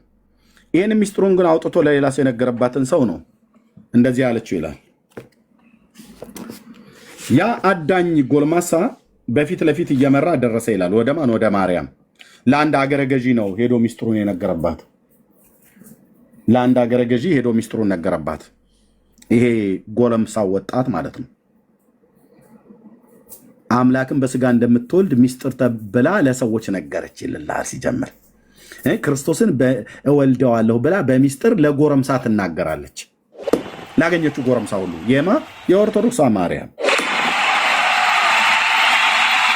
ኦኬ፣ እነዚህ መጽሐፍቶችን ይዛችሁ በህይወት ዘመኔ እፊት ያትቆሙ፣ ማንም አያስጥላችሁም። መጽሐፍቶቻችሁ እንዴት እንደሚቀዣብሩ ለትውልድ እናሳያለን። የማንም ሰው ስድብ፣ የማንም ሰው ማናፋት አያስቆምም፣ ይቀጥላል መጽሐፍቱ። ቤተክርስቲያኒቱም ደግሞ ከኛ ጋር ተስማምታለች። መጽሐፍቶቹ ጥራት እንደሚጎላቸው አውቃለች። ኦኬ፣ ልወደድ ባይ ስለ ጮሁ ምንም የሚያመጡት ነገር እንደሌለ እግረ መንገድም እንጭምር እነግራቸዋለን። እኛ በመጽሐፍ ነው የምናወራው።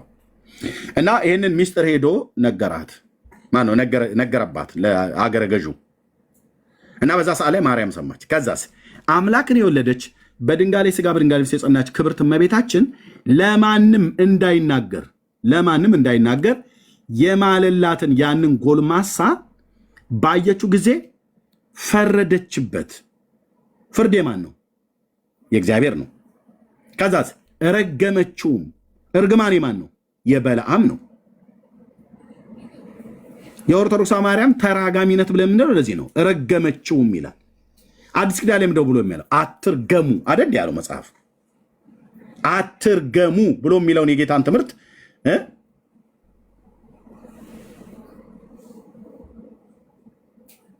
ወገኖች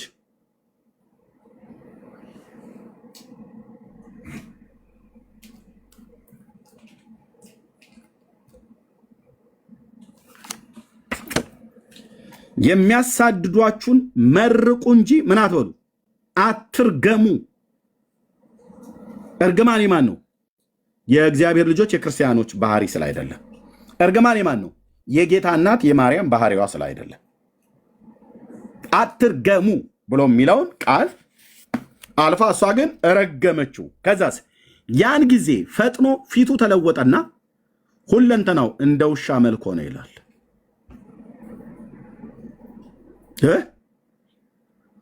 ሁለንተናው ወደ ውሻነት ተቀየረ። ወዲያውኑ ምን ስትለው? ፈርዳበት ስትረግመው።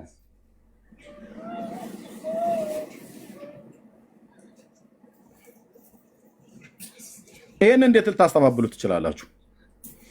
የትኛውን ሐዋርያት ነው እኔ እንዳደረግኩት እኔ ካደረግኩት የበለጠ በላይ ታደርጋላችሁ ብሎ ያላቸው ጌታ? ይሄ አሁን እኔ ካደረግኩት የበለጠ ታደርጋላችሁ ብሏል ጌታ ብላችሁ የእግዚአብሔርን ቃል ልጠቅሱ ትችላላችሁ? እዚህ ፊት አትችሉም። ብትችሉስ የምትጠቅሱት እኛ ፊት ነው። ጴንጤን ደግሞ በእግዚአብሔር ቃል አታማውም። ጅማትና ቅልጥምህ እስኪለያይ ድረስ እንበታተናለን ማለት ነው። በምን? በእውቀት።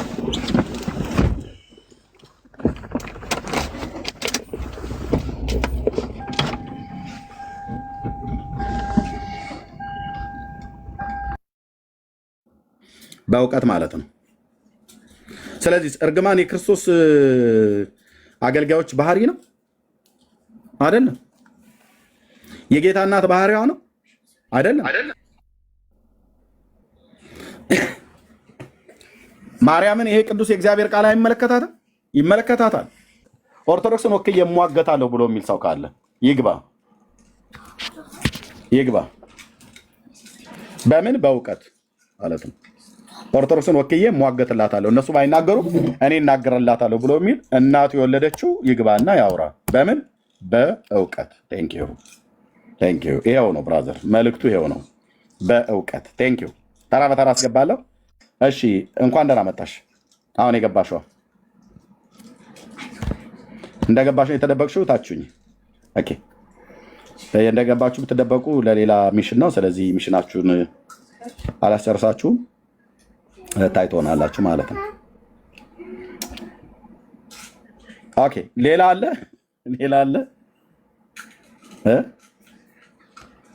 ማነሽ? በቃ ባለአረቧ አረብኛ ስም ያለሽው እንደገባሽ ነው የተደበቅሽው። እድል የለሽም፣ ጨርሰሻል ማለት ነው። ሌላ አለ?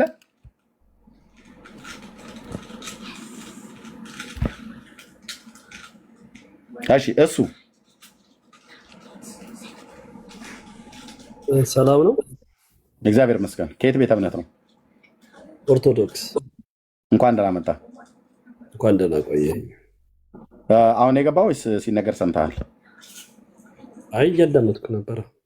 እሺ ምን ትላለህ? አይ የኦርቶዶክስ ማርያምን አትቀበሏት የሚለውን ከሱ ብንጀምርስ? ለምን እንደዛ አልክ? በቀለኛ ስለሆነች ነው። የጌታ እናት በቀለኛ ናት? አዎ ይላል መጽሐፋችሁ። የትኛው መጽሐፍ ላይ? ታምረ ማርያም። ኤርሚያስ ግን እኔ አንድ ነገር እንደ ወንድም ነግረህ፣ ማንም ሰው የፈለገውን እምነት ማራመድ ይችላል፣ መብት ነው። አንተ ፕሮቴስታንት ሆን ይችላለህ፣ እኔ ኦርቶዶክስ ሆን ይችላለሁ። ግን የራስን ትምህርት ማስተማር እያለ ለምን ኦርቶዶክስ ጋር መነካከስ ትፈልጋለህ? እኔ መነካከስ አይደለም ያስኩትኝ። ብዙ እንደ ወንድም የሚያከብርህ አለ። ግን አስፈላጊ ያልሆነ ሰጠገባ ውስጥ አንድ ቀን ከኦርቶዶክስ ውጭ አንተ አስተምረህ ታውቃለህ? ኦርቶዶክስን ሳትናገር ሳትተች፣ ገድላት ቤተክርስቲያናቶችን ሳትወቅስ አንድ ቀን ተናግረህ ታውቃለህ? በራስህ ኮንፊደንስ ካለህ የራስህን እምነት ማስተማር ትችላለህ። የራስህን እምነት ማራመድ ትችላለህ። መብት ነው። እኔ ለማገት ልሳደብ አይደለም የገባሁት። ቤተክርስቲያን ይህን አላስተማረችኝም።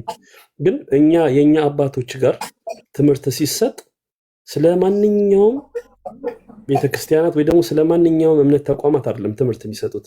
በራሳችን ያለውን ትምህርት ነው የሚያስተምሩት። እውነትህን ነው። የምሬን እኮ ነው የማወራክ። ለዛማ ለምን ከአንተ ጋር አብሮ ስድብ ስታስተምረው የነበረው ዮናስ እኮ በቀል ያስተማረኝ ስድብ ያስተማረኝ የኤርሚያስ 8 ወር በሙሉ ሳዳምጣቸው ነበር። 8 ወር ሙሉ ጉዳቸው እኔን የሚዩት ያረኩ እያወራ ታወራለህ ማለት አታወራም አላልኩም። ታወራለህ። አንድ የሚዩት አድርገው እያልኩ አትቀላቅ ነው። ወጣ አይደለ? ስለዚህ ሂድና ያንን ያለውን ሰውዬ ትምህርት የቱ ጋር ነው ያስተማረህ ብለህ በለው። አንድ አያወራም። አንድ ፊቴ ቀርቦ አንድ አያወራም። አንድ ኤርሚያስ ትምህርት አስተማረኝ ብሎ ለማለት አንድ ፊቴ ቆሞ አያወራም እኮ አልኩህ። ፊቴ ቆሞ አያወራም። ይህንን ያለው ሰውዬ ማለት ነው። ፊቴ ቆሞ አያወራም። ለምን? እውነት ስለሌለው፣ ጽድቅ ስለሌለው ፊቴ ቆሞ አያወራም። ኦኬ፣ ግን ወጣህ እንጂ የአንተው አባቶች ምን እያሉ እንደሚናገሩ ላሳየ ነበረ ማለት ነው። የአንተው አባቶች ትምህርታቸውን ነው በስርዓት የሚያስተምሩት ብለህ ያልከውን ላሳየህ ነበር እና ያው ስለማትሰማ ማለት ነው። ላይ የአሁኑ ክፍፍል እኮ ዝም ብሎ እንደዚህ የተነሳ ነገር አይደለም። የአሁኑ ክፍፍል ምንድነው የሆነው? በቀዳማዊ ኃይለ ሥላሴ ዘመነ መንግስት ዞን ሰጧቸው ለፕሮቴስታንቶቹ፣ ከፋፍለው ሰጧቸው። እያንዳንዱ ተከፋፍሎ የራሱን መንግስት በዚያ መሰረት። አሁን የእነሱ ልጆች ናቸው ፖለቲከኛ ሆነው የመጡት። የኢትዮጵያ አሁን በዚህ ሰውዬ እኛ ስንተች ማለት ነው። እኔ አሁን ይህንን አባት ብዬ አልጠራውም። በዚህ ሰውዬ እኛ ስንተች ያሳፍራል። ለምን በሉን። የትግሬ ደም ውስጤ ቢኖር ቀድቼ አውጥቼ እደፋው ነበር ብሎ ያለ በቃ ይሄን ነው። እስኪ አንድ ሰው መተት አስተባብላል። ይሄንን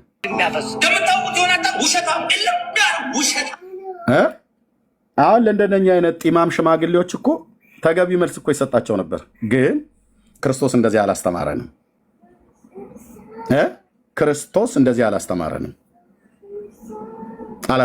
እኛ አራሙቻ ብለው ሲሉ ማለት ነው።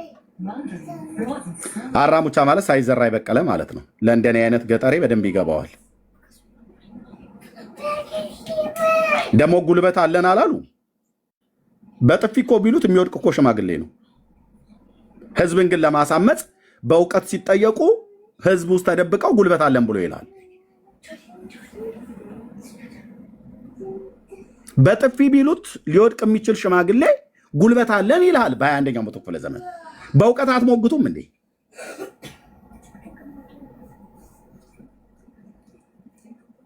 በእውቀት ነው መሞገት። መጽሐፍቶች ይገለጣሉ፣ ቀርበት እንመልሳለን። ካልሆነስ እናንተ የምትለዋትን እቺ ሰውን እየረገመች ወደ ውሻነት የምትቀይረዋን ማርያም ብላችሁ የምትለዋትን እሷን ስላልተቀበለ የእግዚአብሔር ሕዝብ መናፍቅ ነው እያልክ ዘላለም ልጋግህን እየጠረክበት አትኖርም ማለት ነው። ግልጽ ነው። አዎ ትውልዱ እውነቱን ማወቅ አለበት። እኛን የማርያም ጠላት ብላችሁ ስትሉ እናንተ የማርያም ወዳጆች ናቸው ማለት ነው። ኦኬ፣ የማርያም ወዳጅና የማርያም ጠላት የሆነው መረጃውን ያቀርብ። ኦኬ፣ ኦርቶዶክሳውያን ማርያምን ከወደዳችኋት፣ ኦኬ፣ እንዴት ነው የምትወዷት? በምን እንደምትወዷት? ምን ስል እያደረጋችሁ ነው መውደዳችሁን የምትገልጡት? እኛስ ማርያምን ከጠላናት ምን ስላላደረግን ነው ምን ጠላት? መጽሐፍ ቅዱስ ያላትን እኛ ያላልናት ምን ስላለ ነው ጠላቷ የሆን ነው? ይህንም በምን ታወራለህ? እኔ ጋር ስትመጣ በእውቀት ካልሆነስ ዳር አስይዛለሁ ማለት ነው። ዳር አስይዛለሁ።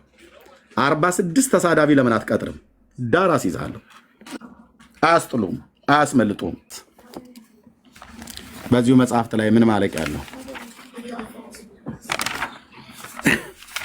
በንተ ደቅሲዮስ ያው በንተ ደቅሲዮስ ስለ ደቅሲዮስ በተነገረው ክፍል ላይ ኦኬ ምን አለችው ይላል። ቁጥር 17 ላይ ስትገባ ሙሉ ይነበብልሃል ማለት ነው። ቁጥር 17 ላይ ገጽ 19 ቁጥር 17 ምን ይላል? ይህን የነገርኩን ነገሬን ያፈረሰ ቢኖር እኔ ተበቅዬ እርሱን አጠፋዋለሁ አለች ይላል። ምን ብዬ? ተበቅዬ። በቀለኛዋ ማርያም አትቀበሏት ብለን ያለው ይሄ ነው። ለምን?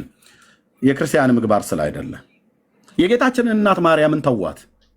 በጌታ አለምናችሁ ኦርቶዶክሳውያን እናንተ ስሟን እንኳን ልትጠሩ እንኳን አይገባችሁም። እውነት ለመናገር እንኳን ወዳጆቿ ነን ብላችሁ ልትሉ ቀርቶ አይደለም። እንደዚህ አይነት ነውር የሞላበት መጽሐፍትን ይዛችሁ ወዳጇ ነን ብላችሁ ልትሉ ቀርቶ አይደለም። ስሟን እንኳን ልትጠሩ እንኳን አይገባችሁም። ይልቁንም ጠላቶች ናችሁ ያላችሁን እኛ የእሷ ወዳጆች ሆነን የተገኘ ነው። ድርሽ አትልም። በእውቀት ማለት ነው። እሺ የገባው ሰው እንዴት ነው ስም የሚነበበው? ኪዩት ነው ኩት ካት ዘ ኖይዝ ያ ከየት ቤተ እምነት ነው ወንድማችን? እንኳን ደህና መጣ። ፕራውድሊ ኦርቶዶክስ። እሺ ቴንክ ዩ እንኳን ደህና መጣ። እየተነገረ ያለውን ስለሰማው ይመስለኛል አይደል? ልከህልኝ ነው ያስገባው። አዎ። ስለዚህ አሁን ምንድን ነው ጥያቄው? ጥያቄው የጌታችን እናት ማርያም ቅድስት ድንግል ማርያም እግዚአብሔርን የምትፈራ ሴት ነች፣ የጌታ እናት ናት። እግዚአብሔር ጌታ ኢየሱስ ክርስቶስ ልጇ ካስተማረው ትምህርት ውጭ ወጥታ ሰውን እየተበቀለች የምታጠፋ እየረገመች ወደ ውሻነት ትቀይራለች ብለህ ታምናለህ? ነው እንደዛ የሚል የለም። እሺ እንደዛ የሚል የለም አይደል? ሰውን ረግማ ወደ ውሻነት መቀየሯ አሳየኛው ካለ አሳየኝ። ቴንክ ዩ።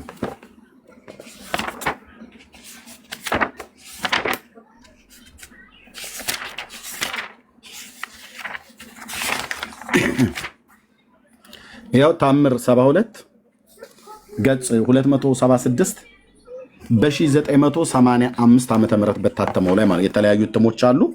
ራሷ ቤተክርስቲያኒቱ ነች ያሳተመችው። ይሄ የቤተክርስቲያኒቱ ማተሚያ ቤት ነው። ዓመተ ምህረቱ 1985 ነው። ግዕዝ ማንበብ ከቻልክ፣ ካልሆነ የሚሆን እነግርሃለሁ። በብፁዕ ቅዱስ አቡነ ጳውሎስ ፓትርያርክ እሳቸው በነበሩበት ዘመን የሞቱት ጳጳስ በመለስ ዜናዊ ጊዜ የሞቱት እሳቸው በነበሩበት ዘመን የታተመ ነው።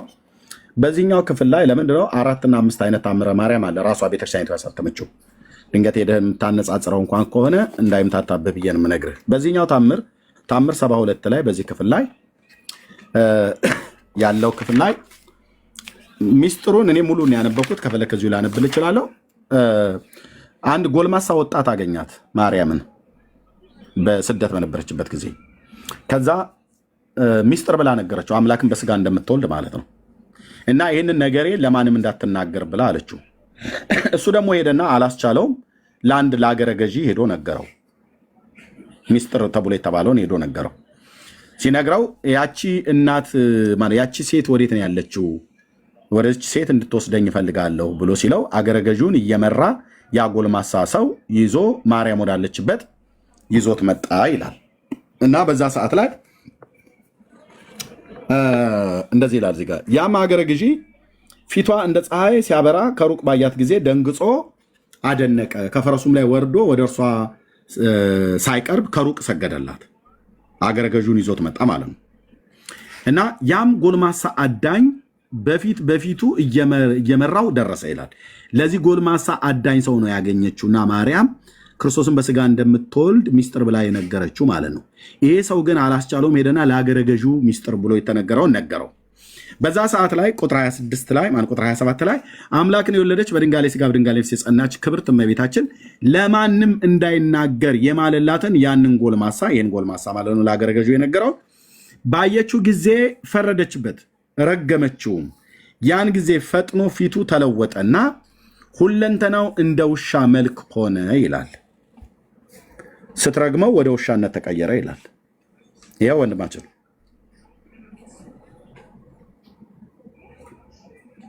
ወረደ ማለት ነው። ወረደ ማለት ነው። እንደዚህ ነው። ድንኳኖቻችሁን ነቅላችሁ እንድትሄዱ ነው የምናደርገው። እንደዚህ ነው። እንደዚህ ነው። እንደዚህ ነው ስራው። ከዚህ በኋላ እንደዚህ ነው የሚቀጥለው። ከዚህ በፊትም እንደዚህ ነው፣ አሁንም እንደዚህ ነው። እንደዚህ ነው። ኦኬ።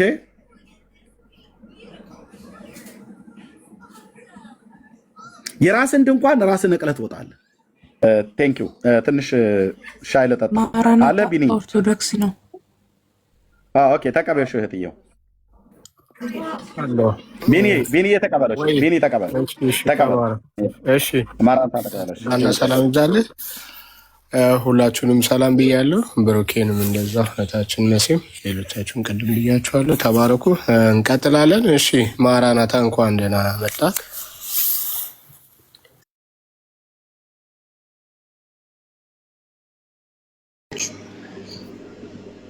እግዚአብሔር ይመስገን ደህና ነን። ከየት ቤተ እምነት ነው ወንድማችን? ከኦርቶዶክስ ተዋሕዶ። ኦርቶዶክስ ተዋሕዶ። እሺ፣ መልካም። ሰምተኸዋል ሲነገር የነበረው እስካሁን ድረስ ወይስ ገና መምጣቱ ነው? አይ አሁን ለከት ስነበብ ሰምቻለሁ።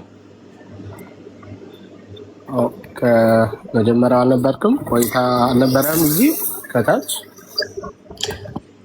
አይ ብዙም አልነበርኩም። እየሄድኩ እየመጣሁ ነበረ። ሀሳቡን አሁን ኤርሚስ ሳነብ ጊዜ ያው ሰምቻለሁ። ሳነብ ጊዜ ነው እኔ በደንብ የሰማሁት። ግን መጀመሪያ ስታወሩ ሰምቻለሁ። ከስር ቁጭ ብዬ እንትን አላረኩም፣ አላስተዋልኩም፣ አልሰማሁም። በደንብ እየሄድኩ እየመጣሁ ነበር። መልካም። እሺ፣ በርዕሱ ጉዳይ ላይ ነው እየተወያየን ወይም እየተናገርን ወይም እየተማረን ያለ ነው። ርዕሱ ጉዳዩ ላይ ነው። ርዕሱ ምን ይላል? በቀለኛዋን ኦርቶዶክስ ማርያም አትቀበሏት ይላል። ማርያም በቀለኛ መሆኗን ታውቃለህ? የኦርቶዶክስ ማርያም አይ አይደለችም፣ አላውቅም። እሺ፣ አሁን ሲነበብ ነበርኩ አላልክም? ስነበብማ ሰምቻለሁ። ረገመችው ይላል እንጂ ከዛ በኋላ እሱ የረገመችውን ሰውየው ፊቱ ወደ ውሻ ተቀየረ የሚለውን እሱ አይደለም። ፊቱ ያንተ ፊት ወደ ውሻ ይሁን ብላ ድጋሚ የምናነበው በጣም እንትን እንረዳዳ። አሁን ያኛው ቦታ የተረዳሁት ምንድነው? እሷ ረገመች፣ ከዛ በኋላ ደግሞ ፊቱ ወደ ውሻ ተቀየረ የሆነው እሱ ያንተ እሷ ፊትክ ወደ ውሻ ይሁን ብላ አይደለም። እሷ ቀጥታ ረገመችው። ምን ብላ እንደረገመችው እዛ ላይ አይናገርም። ረገመችው ላን እንጂ ይሄ ብላ ረገመችው አይልም። ስለዚህ በቅዱሳን ሆኖ ደግሞ ምሰራው ጌታችን ኢየሱስ ክርስቶስ ነው። ለምሳሌ ገብርኤል እንትንን ዲዳ እንዳደረገ መጽሐፍ ቅዱስ እንዳገራል አይደለ? ቅዱስ ገብርኤል ታሪኮ መጥቶ አቋምህ ወይም ሐሳብህ ማርያም የኦርቶዶክሷ ማርያም አልተራገመችም የሚል ሐሳብ ነው የምታንጸባርቀው? ቤት ነው ሆነ? አይ እንደ ቦታው እንዳነበብኩ ከሆነ ተራገመችው የሚል አለ። ታምራቱ ላይ ተራገመችው የሚል አለ። ተራገመች የሚለው አለ አይደለ? አዎ። እሺ፣ ማርያም ተራገመች ማለት ቆይ ተራገመች የሚለውን ካየኸው ማርያም ትራገማለች ማለት ነው። አይ እንደዛ ሳይሆን መጀመሪያ እኮ ከሰውዬ ጋር ወርታ ነበረ እንዳትናገረው አስብላ ነበረ። ሰውዬ ደግሞ ያኛው የተነጋገረውን ቃል ስለሻረ ያኛው ክዶ የራሱን ሐሳብ ስላረገው ለዛ ነው የተራገመችው። አንዴ ደግሜ እድልስ ከራስህ ጋር እንድትታረቅ ማርያም ተራገመች የሚለው ሲነበብ ሰምተሃልም አይተሃልም? ማርያም ተራግማለች? አዎ ቃል አለ እኮ እንደዛ ምን ተጽፎ እኮ አለ። ግን በምን አንግል ነው ተራገመችው? ምን ነው ሐሳብ እኮ ተራገመች ስላለ ብቻ ማርያም ትራገማለች ብሎ መውሰድ ሳይሆን እኮ የተራገመችው ሐሳብማ ያው ከርዕሱም ጋር ተያይዞ ያነሳ ነው። ትበቀላለች፣ በቀል ማለት ነው። በበቀል ነው የተራገመችው። ለበቀል ነው የተራገመችው። መበቀል የሚችለው ጌታችን ኢየሱስ እግዚአብሔር ብቻ ነው። መበቀል የሚችለው እግዚአብሔር ብቻ ነው። ግን እሷ ተራገመችው። እሷ ግን ይሄ ሁን ብላ አይደለም ቢን የተራገመችው። እሱንም እንመጣበታለን። መበቀል የሚችለው እውነት ነው፣ መጽሐፍ ቅዱሳዊም ነው። በቀል እግዚአብሔር ነው። እኔ እበቀላለሁ ተውም ስለሚል እናንተ አትበቀሉ ስለሚል እሱ እንመጣበታለን። ማን ነው የሚበቀለው ወደሚለው ስንሄድ ማለት ነው። ማርያም ግን እዚህ ጋር አሁን እንደሰማኸው ተበቅላለች ወይም ተራግማለች። የእርግማኗ መንስኤ ለመበቀል ነው። እናቺ የምትበቀለዋን ማርያም መጽሐፍ ቅዱስ ያውቃታል? የመጽሐፍ ቅዱሱ ማርያም ነች ብለህ ታምናለህ ወይስ ኦርቶዶክስ የፈጠራት ማርያም ናት?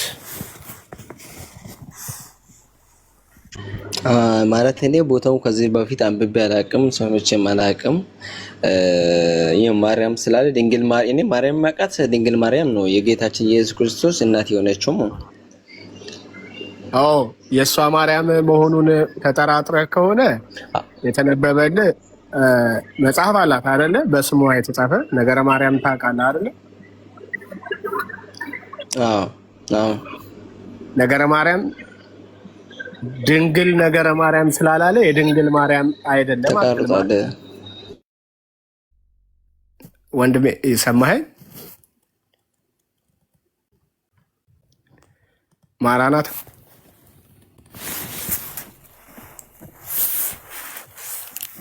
ማራናታ ረቃሃል ድምፅክ ወይ ደግሞ እያወራህ አይደለም። ይሰማቸዋል? ምናልባት እኔ እየሰማሁት አይደለም። አንዳንዱ እንዴ አይሰማም። እሺ ወጥቷል። ሜቢ ኢት ኩድ ቢ ኔትወርክ ሊሆን ይችላል። ካለህ መመለስ ትችላለህ። ተረጋግቶም ስለሚያወራ ምናልባት የሚጠቅመውን ነገር ይዞ ሊወጣ ይችላል። እንደ ተሳሳትን የሚያሳይ ማስረጃ ማቅረብ ይጠበቅብሃል። አዎ እኔ ኦርቶዶክሳዊ ነኝ አይደለ ቢኒ? እኔ ኦርቶዶክሳዊ ነኝ። እኔ ማርያም የሚቀበላት ማርያም የጌታችን የኢየሱስ ክርስቶስ እናት ነች። የሚቀበላት ማርያም።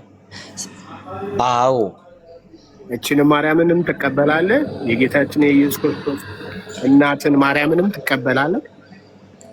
እቺ ማርያም እኮ መጽሐፉ የተጻፈለት ታምራት የተጻፈለት እኮ የጌታችን የኢየሱስ ክርስቶስ እናት ናት እኮ ቢኒ እኮ አሳየና ማስረጃውን። ለዛ እኮ ነው አሁን ወደ ማስረጃው ልንጣምልልህ። ለዛ ነው ለምን እኛ እየተሳሳትን ነው የምንናገረው ወይም የምናወራው እየተሳሳትን ነው። ስለዚህ ስህተቱን እንድታርመን እቺ ኦርቶዶክስ ማርያም ወይ ሰው ሰራሽ ትምህርት ያመጣትን ማርያም የመጽሐፍ ቅዱስ ወይም የጌታችን የኢየሱስ ክርስቶስ እናት ማርያም ለመሆኗ ማስረጃ ስጠንና ተሳስታችኋል የሚለውን እንቀበል። ማስረጃማ እኛ የምንቀበሉ አትቀበልን ትነናለህ እኮ ቢኒ። አሁን እኔ የሚቀበለው የጌታችን የኢየሱስ ክርስቶስ እናት ነች። አንተ ደግሞ እቺ ማርያም አትቀበሉ ካልክ ስህተት ነው እያልኩ ነው። እሺ የጌታችን የኢየሱስ ክርስቶስ እናት ማርያም ወይም መጽሐፍ ቅዱስ የሚያውቃት ማርያም ሰው ረግማ ወደ ውሻ ፊት የምትቀይር ናት። የመጽሐፍ ቅዱሷ ማርያም የጌታችን የኢየሱስ ክርስቶስ እናት ማርያም እሷ ማርያም ማለት ረገመችው እንጂ የምትመለክ ናት። እሷ ማርያም የሚሰገድላት ናት። እሷ ማርያም ማለት ነው። እሷ ማርያም የምትሰገድላት፣ እሷ ማርያም ማናመልካት፣ እሷ ማርያም የምናከብራት ነች እንጂ አናመልካትም፣ ፈጣራችንም አይደለችም። እኛ እንሰግድላታለን፣ እናከብራታለን። ሰግዱላታላችሁ፣ ታከብራታላችሁ አይደል? አዎ ትክክል ነው። እሷ ማርያም የመጽሐፍ ቅዱሷ ማርያም ግን ይሰገድላታል እንዴ? እሷ ነች እኮ የመጽሐፍ ቅዱስ ላይ የተጻፈችው ማርያም ናት እኮ። ነው ወይም የጌታችን የኢየሱስ እናት የሆነችው ቅዱሷ ማርያም ይሰገድላታል። አዎ ይሰገድላታል። አዎ ካልክ ማስረጃ እንደምንጠይቅ ስለገባ ትንሽ ዘግይታል። እሺ አዎ ስላልክ አሁንም መወያያውም ክፍት እንዲሆን ማስረጃ ስተን እስኪ የመጽሐፍ ቅዱሷ ማርያም እንደሚሰገድላት የሚያሳይ ማስረጃ ስተን። እስካሁን 3 ማስረጃ ጠይቄያለሁ፣ አንድም አልሰጠኸኝም። ማለት ነገርኩህ እኮ ማስረጃ ብዬ እንደነገርኩህ እኮ እኛ የምንቀበላት የኢየሱስ ክርስቶስ እናት የሆነችውን ድንግል ማርያም አትቀበል ካልክ የስህተት ነው ያልኩት ይሄ ማስረጃ ነው። ምክንያቱም አንዱን ስም ይዘህ አንዱ ጋር ትሂድ። እስካሁን ጥሩ መተናል። የመጽሐፍ ቅዱሷ ማርያም ወይም የጌታችን የኢየሱስ ክርስቶስ እናት ማርያም ይሰገድላታል ብልሃል። ከተሰገደላት መጽሐፍ ቅዱሳዊ መሆን አለበት ወይ ብሩክዬ? እሺ መጽሐፍ ቅዱሳዊ መሆኑን የሚያሳይ ለእሷ መስገድ የሚያሳይ ማስረጃ እንፈልጋለን። አንዴ ብሩኬ ምልክት ስለሰጠኝ አንዴ ማይኩን ፍሪ።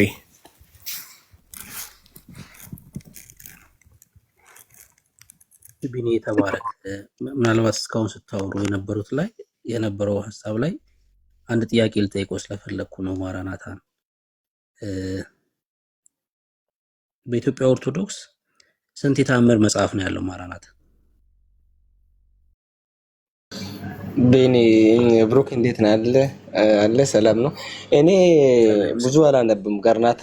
ገርናትና ታምራት እኔ አላነብም ብዙ። እኔ መጽሐፍ ቅዱስ ነው እንትን የምለው። በዝ እንዳታነብ ንጹዎች ስላልሆኑ እንዳታነባቸው ጥሩ ነው። አለማንበብክ ግን ገድል አይደለም ያልኩክ ታምር ነው ያልኩክ። ስጠይቅህ በደንብ መስማት አለብህ። በኢትዮጵያ ኦርቶዶክስ 2 ታምር ነው ያለው አይደል? የሁለት የታምራት መጽሐፍት ብቻ ናቸው ያሉት። ታውቃቸዋለህ? እንደነገርኩት ነው። እኔ መጽሐፍ ቅዱስ ታምራትን አላነብም በብዛት አንብቤም አላውቅም። እኔ ታምረ ኢየሱስና ታምረ ማርያም ብቻ ነው ያለው በኢትዮጵያ ኦርቶዶክስ። አንደኛው ታምረ ኢየሱስ ነው፣ ሁለተኛው ታምረ ማርያም ነው። ሁለቱ ብቻ ናቸው በተአምር ደረጃ የተጻፉት። ሌሎቹ ገድላትና ድርሳናት ናቸው። ለምሳሌ የሚካኤል የገብርኤል ምናምን ብንመለከት ድርሳናት ናቸው። የነ አቦ የነ ጊዮርጊስ የነ ተክለ ሃይማኖትን ደግሞ ካየን ገድላት ናቸው። የማርያምና የኢየሱስ ግን ተአምራት ናቸው። ጥያቄ ያው ምንድነው? ማርያም ተአምር ማድረግ እንደምትችል ከእግዚአብሔር ቃል ላይ እስኪያሳየኝ። ለምሳሌ ተአምረ ኢየሱስ ትክክል ነው፣ ኢየሱስ አምላክ ነው። ምንም መጽሐፉ ትክክል ባይሆንም ማለት ነው። ኢየሱስ አምላክ ስለሆነ ተአምር ያደርጋል። ተአምረ ኢየሱስ ላይ ያለው ታሪክ ግን ትክክል አይደለም። ቶታሊ ሙሉ ለሙሉ ሐሳቡ ከምንፍቅና መጽሐፍ ላይ የተገለበጠ ነው። ግን ማርያም ተአምር ማድረግ እንደምትችል ተአምረ ማርያም ተብሎ ለሷ ሊጻፍ እንደሚቻል የሚያሳይ መጽሐፍ ቅዱሳዊ ማስረጃ አስተኝ። እሺ እኔ እንደምገባኝ ከሆነ ማርያም ድንግል ማርያም ጌታችን ኢየሱስ ክርስቶስ መውለዱ ራሱ ይሄ ታምር ነው። አንድ ሁለተኛ ደግሞ ቃና ዘገሊላ ወይ ማን የሰራው ተአምር? ማን የሰራ ተአምር ስትል እንዴት? እስቲ ጥያቄ እናስተካክል። ማርያም ኢየሱስን መውለዷ ራሱ ተአምር ነው አልከኝ። ማን ነው ተአምሩን የሰራው? ጌታችን አምላካችን ኢየሱስ ክርስቶስ። እኔ አሁን ስለ አምላክ አይደለም አየህ የጠየኩህ። ማርያም ተአምር መስራት እንደምትችል የሚያሳይ የመጽሐፍ ቅዱስ ማስረጃ ነው ጥያቄ። ማለት አምላክ በስጋ መሸከሙ ይሄ ራሱ ተአምር አይደለ ብሩኬ? አዎ በቃ መጽሐፍ ቅዱሳዊ ማስረጃ። አሁን ሎጂክ አይደለም የጠየኩህ ያለሁት ቅዱስ ላይ ሎጂክ አይደለም። ይሄ መጽሐፍ ቅዱስ ማስረጃ አይደለም እንዴ? ይሄ መጽሐፍ ቅዱስ ላይ አይደለም እንዴ? በስጋ መውለዱ እኮ ተአምሩን የሰራው እግዚአብሔር ነው አልከኝ እኮ። በቃ በሷ መወለዱ ተአምሩ ከእግዚአብሔር ከሆነ እሷ አይደለችም ተአምሩን የሰራችው ማለት ነው። ሲጀምር ተአምር እሷ ላይ ነው የተሰራው። ተአምሩ የተሰራ እሷ ላይ ነው። እኔ ማን ላይ የተሰራ አይደለም ጥያቄ። ተአምር መስራት ትችላለች ወይ ነው ጥያቄ። እግዚአብሔርማ በሰዎች ተአምራትን ያደርጋል፣ ምንም ጥያቄ የለውም። እኔ ጥያቄ ግን እሷ ተአምር ማድረግ ትችላለች ወይ ነው።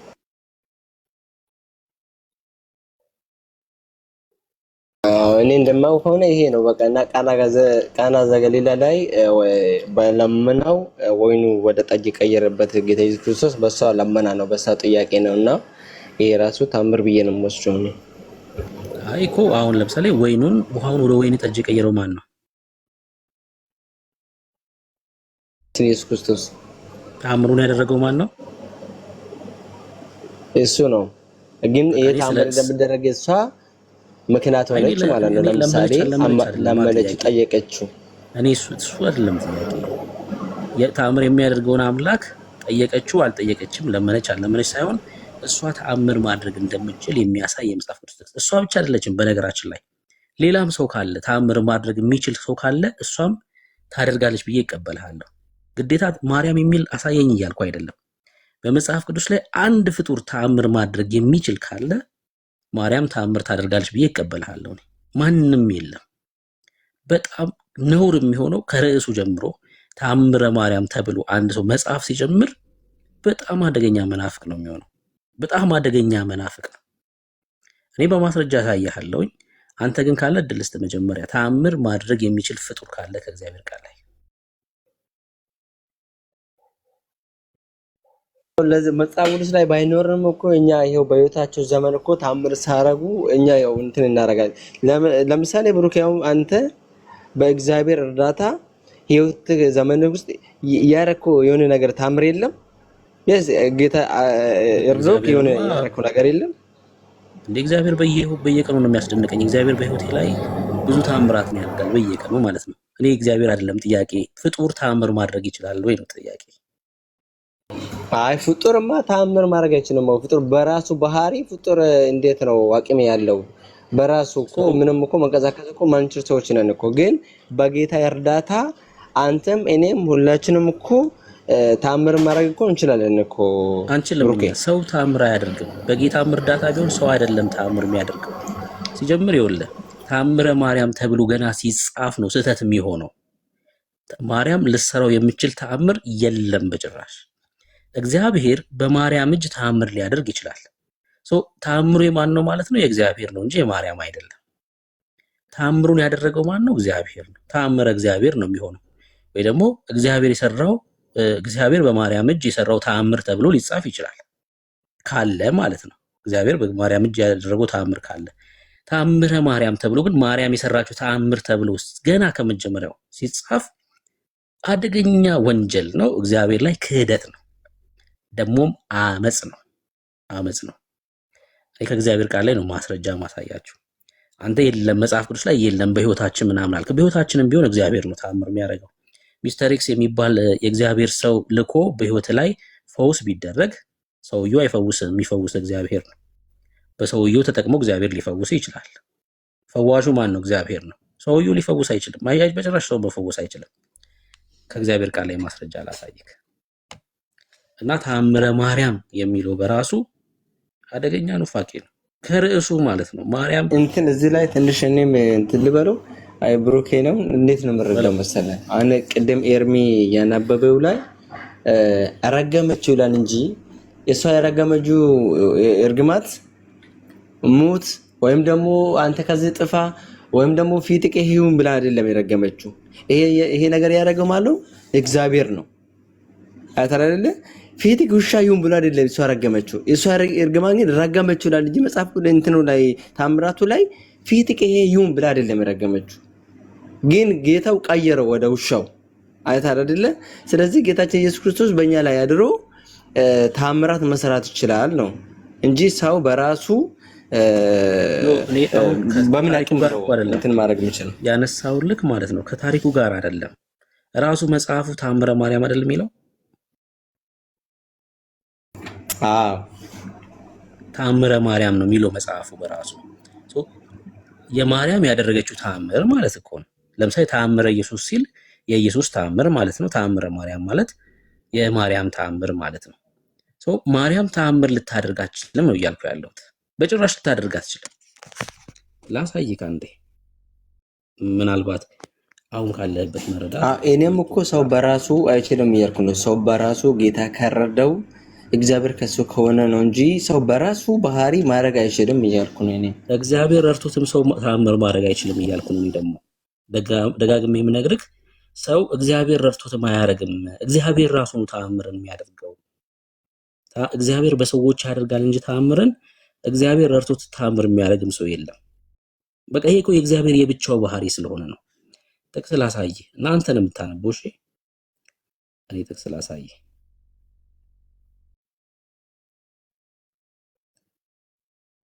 ኢንቫይት አድርጌሃለሁ። አንዳንድ ቁጥር ምጽፈው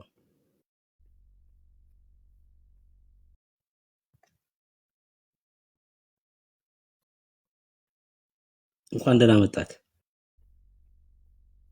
እኔ ነው? አዎ። ሰላም ናችሁ? አመሰግናለሁ። የት ቤተ እምነት ነህ? ኦርቶዶክስ። እሺ ልታግዘው ነው ማራናታ? የስ ይጨርስና የሆነ የራሴን ታይም ተወስደሻል። እሺ አሁን ባነሳሁት ሀሳብ ላይ ተአምረ ማርያም የሚል መጽሐፍ አለ በኢትዮጵያ ኦርቶዶክስ እና ማርያም ተአምር ታደርጋለች ወይ ብዬ ጠይቄው ነበር። እሺ ቀጥል፣ እየሰማሁ ነው እኮ እንድትመልስልኝ ነው። እሱም ምናልባት ልታግዘው ከሆነ ያ ይቻላል፣ ምንም ችግር የለውም። እሺ ማርያም ተአምር ማድረግ ትችላለች? yes by the grace of God። እኔ አሁን ስለ እግዚአብሔር ጸጋ ሳይሆን እሷ ማርያም ተአምር ማድረግ ትችላለች ወይ ነው። ያ በእግዚአብሔር ሁሉ ማንኛውም ነገር የሚከናወነው በእግዚአብሔር ጸጋ ነው። ተአምር ማድረግ ትችላለች እያልከኝ ነው? በእግዚአብሔር ፈቃድ በእግዚአብሔር ጸጋ የሚለውን ነገር ከፊት ለፊት ማስቀመጥ አለብህ እኮ። ማስረጃ አስተኝ፣ መጽሐፍ ቅዱሳዊ ማስረጃ አስተኝ፣ ተአምር ማድረግ እንደሚችሉ ሰዎች። እሺ ችግር የለውም። ዮሐንስ 2:3-5 የሰርግ ቤቱ ታሪክ ማለት ነው። የገሊላው የሰርግ ቤት ታሪክ ቃና ዘገሊላ የስ የመጀመሪያው ተአምር ነው። በነገራችን ላይ እኮ ምን ሆነ እዛ ቦታ ላይ ማርያም ምን አደረገች ማለት እንግዲህ እርሊ ቸርች ፋዘሮችን ሳይት እያደረኩ ነው እንግዲህ አርጊው ማድረገው ነኝ። ችግር የለውማ ምንም ይበሉ እኔ ምንም ይበሉ። አሁን እነዚህ ቀደሙት የቤተ ክርስቲያን አባቶች ምንም ይበሉ፣ ዞሮ ዞሮ እነሱ ራሱ ቢዳኙት በእግዚአብሔር ቃል ስለሆነ የእግዚአብሔር ቃል ያላለውን ካላሉ ያው ዳር ያዙ እንላቸዋለን። ችግር የለም። ያ እሱማ ትክክል ነው። ምንም ልዩነት አያመጣም ብዬ ነው። እንደ እግዚአብሔር ቃል ልዩነትማ ያመጣል እንጂ በደንብ አድርጎ ያመጣል። እሺ ችግር የለውም። እሺ ምን አደረገች? አሁን ዮሐንስ 2 ላይ ምን አደረገች? እሺ ዮሐንስ 2:11 ላይ እንግዲህ እንደሚታወቀው ኢየሱስ ክርስቶስ ውሃውን ወደ ወይን ጠጅ ነው የቀየረው አይደለ? አይ ስለ ኢየሱስ አይደለም ማውራት ያለብን፣ ስለ ማርያም ስለሆነ ላስረዳ ነው። እዛ ጋር የማርያም ሚና አለ። በደንብ አንብበው ከሆነ ኮንቴክስቱ ላይ የማርያም ሚና እዛ ጋር ምንድነው? ኢንተርሴሽን። ያው የእርሊ ቸርች ፋዘሮችም ይስማሙበታል ኢንተርሴሽን እንደፈጸመች። ስለ ምልጃ አይደለም አሁን ጥያቄ፣ ምልጃ ሳይሆን ማርያም ተአምር ማድረግ ትችላለች። ተአምር እንዲፈጸም ምክንያት ሆናለች ነው እኮ እዛ ጋር። አይ እኔ አልጠየኩም፣ እሱ አሁን ጥያቄ አይደለም። ማርያም ተአምር ማድረግ ትችላለች። ተአምር በእግዚአብሔር ግሬስ ትችላለች። እሺ ሌላ ማስረጃ ችግር የለውም። ሉቃስ 1:35 ምን ሆነ? ሉቃስ 1:35 ላይ ገብርኤል መጥቶ አበሰራትና ጸነሰች። ያ the greatest miracle ነው የሚባለው እኮ። ማን ነው ተአምር? ቤተክርስቲያን አባቶች የሚስማሙበት። ምን አልከኝ? ተአምሩን ያደረገው ማን ነው እኮ? ቅድም እኮ ብያለሁ። አሁን እኔ መጀመሪያ ያልኩት ነገር ካልተስማማን ምንም ትርጉም የለውም። አሁን ብዙ ጥቅስ ብሰጥ ማለት ነው። በእግዚአብሔር ግሬስ ተአምር ማድረግ ትችላለች ነው። ኦኬ አንዴ በድንግልና ጸነሰ፣ በድንግልና መውለድ ራሱ ተአምር ነው። አንዴ ቆይ ዘቢገር ድምፅ ላሰማላችሁ እንዳይዘጋ። ኦኬ ዘግይታችሁ የመጣችሁ ሁላችሁንም ሰላም ብያለሁ። ወንድምነት ብርቄ፣ እህትየው መሲ፣ ውቤ ሰላም ያላልኳችሁ በሁሉ ሰላም ብያለሁ። ኦርቶዶክሳውያን ወገኖች ቴንኪው። ቀጥሉ፣ ተባረኩ። ድምፅ ላሰማ ብዬ ነው እንዳይዘጋ። ታብና ኮፒ ሊንክ ሼር ግን ይደረግ ወገኖች። ጸጋ ይብዛላችሁ። ብርቄ ቀጥሉ። ቴንኪው። አሜን። እሺ እሜ ተባረክ። እሺ ስለዚህ ወንድሜ በድንግልና ጸንሳ በድንግልና መውለዷ ራሱን የቻለ ተአምር ነው። ግን ያን ተአምር ያደረገችው በእግዚአብሔር ቸርነት፣ የእግዚአብሔር ጸጋ አደረብሽ ነው የሚለው። ለዛ ነው ጸጋ የሚለውን ነገር መርሳት የለብንም ብዬ የምነግርህ። ይሄም ራሱን የቻለ ነው። ኦኬ እሺ ስማኝ፣ አሁን ጥያቄ ልጠይቅህ ፍቀድ። እዛ ሉቃስ ወንጌል መጽሐፍ ምዕራፍ 1:35 ላይ ማርያም በድንግልና እንድታረግዝ ተአምሩን ያደረገው ማን ነው? መንፈስ ቅዱስ። መንፈስ ቅዱስ ማን ነው? መንፈስ ቅዱስ እግዚአብሔር ነው። በቃ እኔ ስለ እግዚአብሔር አይደለም አሁን ጥያቄ። እግዚአብሔርማ ተአምር እንደሚያደርግ አምናለሁ። እኔ ፍጡር ተአምር ያደርጋል ወይ ነው ጥያቄ። ፍጡር ተአምር ያደረገበት ካለ ጥቅስ ስጠኝ። ኧረ በደንብ እንጂ በደንብ በእግዚአብሔር ባይ ዘ ግሬስ ኦፍ ጋድ የሚለውን ነገር አደጋግሞ ችግር የለውም። በእግዚአብሔር ጸጋ አንተም እየደጋገምክ እየጠየቀኝ ነው። በጣም ብዙ መስረጃ እኮ እየሰጠው ነው። መረዳት እንዴት ያቅታል? ሁለት ጥቅስ ነው የነገርከኝ። ሌላም ጥቅስ ልሰጥ እችላለሁ። ምንም ችግር የለውም። እሱ እኮ ሳወራ መስማት መቻል አለብህ። ሳወራ የምታወራ ከሆነ ውይይቱ ሲከብደው ነው ልክ እንደዚያ ካራክተር የሚያሳየው። ኖ ችግር የለብኝም ወዳጅ፣ ምንም ችግር የለ። የጥቅስ ችግር የለብኝም። ኤርሊ ቸርች ፋዘር ከፈለግ አመጣልሃለሁ። አንተ የምትችል ከሆነ አንደርስታንድ ማድረግ የምትችል ከሆነ ምንም ችግር የለብኝም። እኔ እሺ፣ አሁንም ስማኝ፣ ሳወራ አታቋርጥ። እኔ አንተ ስታወራ ስለምሰማክ አንተም አታቋርጠኝ። እኔ አሁን በእግዚአብሔር ጸጋም ይሁን በምንም ፍጡራን ተአምር ያደረጉበት መጽሐፍ ቅዱስ ክፍል ካለ ማስረጃ አስጠኝ። ከፈለክ ከአባቶች ይሁን ከፈለክ ከመጽሐፍ ቅዱስ ማስረጃ አስጠኝ። አሁን የሰጠኝ ሁለቱ ጥቅሶች ግን እግዚአብሔር ያደረገውን ተአምር የሚናገር እንጂ እንደውም ገብርኤል ለእግዚአብሔር የሚሳነው የለም እኮ ነው የሚላት ማለት ነው። ሶ የሚሳነው የሌለው እግዚአብሔር ይህን ተአምር እንዳደረገ ነው የሚናገረው ክፍሉ። እኔ ከማንም ይሁን ማስረጃ አስጠኝ። የሰጠኝ የቤተክርስቲያን አባቶች ደግሞ እንደ እግዚአብሔር ቃል ካልተናገሩ ምን አገባን እኛ፣ አይመለከተንም። ሶ ማስረጃ አስጠኝ። አንተ ከነሱ የተሻለ አውቃለሁ ብለህ ታስባለህ? እኔ ከነሱ የተሻለ ምናምን ሳይሆን እኔ ክርስቲያን ነኝ። ክርስቲያን ደግሞ በእግዚአብሔር መንፈስ የሚመራ የእግዚአብሔርን ድምፅ የሚሰማ ነው። ከእግዚአብሔርም ደግሞ የሚማር ጭምር ነው። ሰው ከሐዋርያት ቀጥሎ ያሉት ክርስቲያኖች በሙሉ እንትና ይበልጣል እንትና ያንሳል ምናምን የሚባል የለም። በእግዚአብሔር ቤት ውስጥ እኩል ነን ሁላችንንም እግዚአብሔር ያስተምረናል። ከመሆኑ እኩል እውቀት የቀደመ ዘመን ላይ ስለነበሩ እኩል እውቀት የለንም። ስለኔ ስለማወቅ ነው እያወራሁ ያለው። አይ አንተ ስለ ራስህ መናገር መብት ነው እኮ። ማንም ሰው እኩል እውቀት የለውም እንዴ? ኢስ ኮምፕሊትሊ ኢሎጂካል የሆነ ነገር እኮ የምታወራው እኮ። አንተ መብት ነው የምታምነውን ትናገራለህ። መብት ምናምን አይደለም። ይስ ፋክት ኦብጀክቲቭ ፋክት ነው የምነግርህ እኮ። እሺ እኔን ነው አይደል የጠየቀኝ? እኔ ልመልስልህ ለጠየቀኝ ጥያቄ ልመልስልህ። እሺ ድምጽ አይሰማም? እየሰማሁ ነው። ቀጥል። አይ ኮሜንት ላይ ነው። እኔ ከቀደሙት አባቶች እግዚአብሔር ይኸውልህ፣ እኛ ክርስቲያኖች ነን፣ የምንማረው ከራሱ ከእግዚአብሔር ነው። እግዚአብሔር ደግሞ በተለያየ መንገድ ያስተምረናል። በተለያየ መንገድ ሰው ምን እያልኩ ነው ያለሁት? እነሱ በሶስተኛውና በአራተኛው ክፍለ ዘመን የኖሩ ሰዎች ስለሆኑ በምንም ታሪክ ሊበልጡኝ አይችሉም። እኔ ለምን ይበልጡኛል? እግዚአብሔርን ቃል እግዚአብሔርን በመፍራት በእግዚአብሔር ፊት በመንበርከክ አጠናለሁኝ፣ እማራለሁ። ሰው እግዚአብሔር ያስተምረኛል። ልጆችሽ ከእግዚአብሔር የተማሩ ይሆናሉ ይላል የእግዚአብሔር ቃል። ሰው ራሱ ያ በሁለተኛውና በሶስተኛው ክፍለ ዘመን የነበረው ሰውዬ በእግዚአብሔር ቃል የሚመዘን ነው። ልክ እኔ በእግዚአብሔር ቃል እንደምመዘነው ማለት ነው። ሰው ስለቀደመኝ የእሱን ቃል እንደ እግዚአብሔር ቃል እኔ አልቀበል አልችልም ማለት ነው። ራሱ የሚመዘን ነው። የማይመዘነው የእግዚአብሔር ቃል ብቻ ነው። ሰው ይሄ ነው ሐሳቤ። ስለዚህ አሁን እዚህ ጋር የምናወራ ከሆነ ሌላ ወደ የውይይቱ አቅጣጫውን ሌላ ስቶ ሌላ ነገር ላይ ሊሆን ስለሚችል ወደ ጉዳዩ እንመለስና እኔ ቅድም የጠቀስኩልህ በድንግልና ጸንሳ በድንግልና መውለዷ ያን እንድታደርግ ያደረጋት እግዚአብሔር ነው። ስለዚህ በእግዚአብሔር ቸርነት የባህሪ ተካፋይ ሆነናል እኮ ነው የሚለው አይደል እንዴ? ስለዚህ በእግዚአብሔር ቸርነት እኮ እኛ ብዙ ነገር ማድረግ ችለናል እዚህ ምድር ላይ። ሎጂካሊ እንኳን እናስብ ከተባለ የባህሪ ተካፋይ ሆነናል ማለት ለምሳሌ እግዚአብሔር መፍጠር ባህሪው ነው። የባህሪ ተካፋይ ሆነናል ማለት እግዚአብሔር መፍጠር ባህሪው ነው። እንፈጥራለን ማለት አይደለም። አየህ፣ የባህሪው ተካፋይ ማለት በራሱ ምን ማለት ነው የሚለውን መረዳት ያስፈልጋል። እግዚአብሔር ሁሉን ቻይነት ባህሪው ነው። እኛ ሁሉን እንችላለን ማለት አይደለም። የባህሪው ተካፋይ ስለሆነ እግዚአብሔር ፍቅር ነው። ሰው ፍቅርን ተካፍለናል። ሰው እግዚአብሔር ያካፈለው ለሰው ልጆች የሰጠው ባህሪ ማለት የተካፈልነው ባህሪ አለ። የሱ የብቻው የሆነ ደግሞ ባህሪ አለ። አንደኛው ማዳን ነው።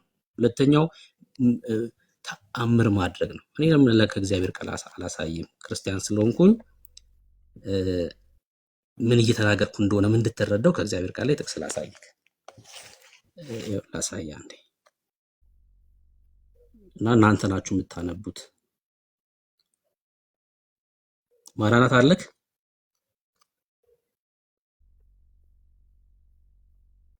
ማራናታ አለው ብሩኬ። ያው ወንድሜ እኮ እያወራ ያለው እኮ ትክክል ነው። በቃ እኛም መጀመሪያ የሚያልኩት እኔም ሰው በራሱ ምንም ማድረግ አይችልም። እግዚአብሔር ከረዳ ነው። እግዚአብሔር መንፈስ ተመርቶ ማድረግ ይችላል ማንም ሰው እና እንደዛ ተረዳ። አይችልም፣ ማንም አይችልም። ማንም በጭራሽ አይችልም። ማንም እዚህ ምድር ላይ ተአምር ማድረግ አይችልም። እሺ፣ ማስረጃ ሌላ ኮንቴክስት ልሰጥ እችላለሁ ይሄን ለማብራራት። ቆይ አንዴ ማስረጃውን ላሳየና ከዛ ከዚህ ጥቅስ ጋር ደግሞ እናወራለን ማለት ነው። ከዚህ ጥቅስ ጋር ነው የምትጋጩት ከዚህ በኋላ። መዝሙር መጽሐፍ ምዕራፍ 72 ቁጥር 18 ክብር ለኢየሱስ ይሁን። ብቻውን ተአምራትን የሚያደርግ የእስራኤል አምላክ እግዚአብሔር ይባረክ ይላል። ከማን ጋር ነው ተአምር የሚያደርገው? ከማርያም ጋር፣ ከጳውሎስ ጋር፣ ከሙሴ ጋር፣ ከኢሳይያስ ጋር? ኧረ በጭራሽ። ብቻውን ከግብፅ ምድር በኩር የሆነውን እስራኤልን ያሻገረ ማን? ብቻውን ባህር የከፈለ ማን? ብቻውን እግዚአብሔር። በበረሃ በዛ እዚህ ላይ ሲመግባቸው የነበረው ማን ነው? ብቻውን። አንድ ይቀመራል እግዚአብሔር። ተአምራትን ማደርገው ማን ነው አለ። ማን ነው ተአምራትን የሚያደርገው አለ እግዚአብሔር ቃል። በጣም የሚገርመው ብቻውን ብሎ ነገረን። እግዚአብሔር። ይሄ ብቻውን ተአምራትን የሚያደርገው እግዚአብሔር ደግሞ በሰዎች ሊያደርግ ይችላል። በሰዎች በልጆቹ። ተአምራቱን የሚያደርገው ማን ነው? ብቻውን እርሱ እግዚአብሔር። በልጆቹ። በማርያም ሊያደርግ ይችላል፣ በጳውሎስ ሊያደርግ ይችላል። ብቻውን። እንቀጥል። ሌላ ጥቅስ ላሳያችሁ። የሚያድንስ ማን ነው?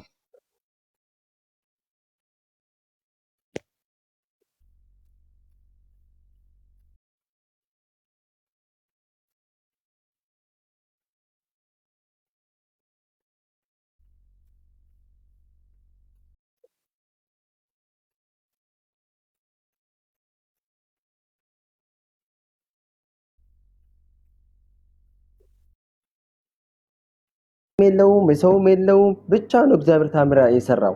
አዎ ትክክል ነው። አሜን ነው ይሄ። አሜን። ግን እግዚአብሔር ብቻ ነው ታምር የሚሰራ የሚላል።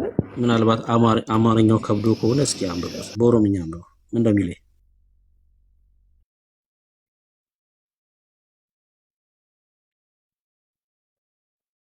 አንብበው። ማራና አዎ እግዚአብሔር ብቻ ነው። አዎ ይሄ አሁን እዚህ ነገር እኮ እግዚአብሔር ብቻ ሆኖ ነው። አንብብ። መቃን ዋቀዮ መቃን ነሽ መቃን ዋቀዮ ጎፍታ ዋቀዮ ሰከን እስራኤል ኢኒ ኮባይሳ ወረ ድንቅሲሳ ሁጀቱ ሃኤብፈሙ። ምን ማለት ነው? ኢኒ ኮጳ ማለት ምን ማለት ነው? ምን ማለት ነው? ብቻ ማለት ነው።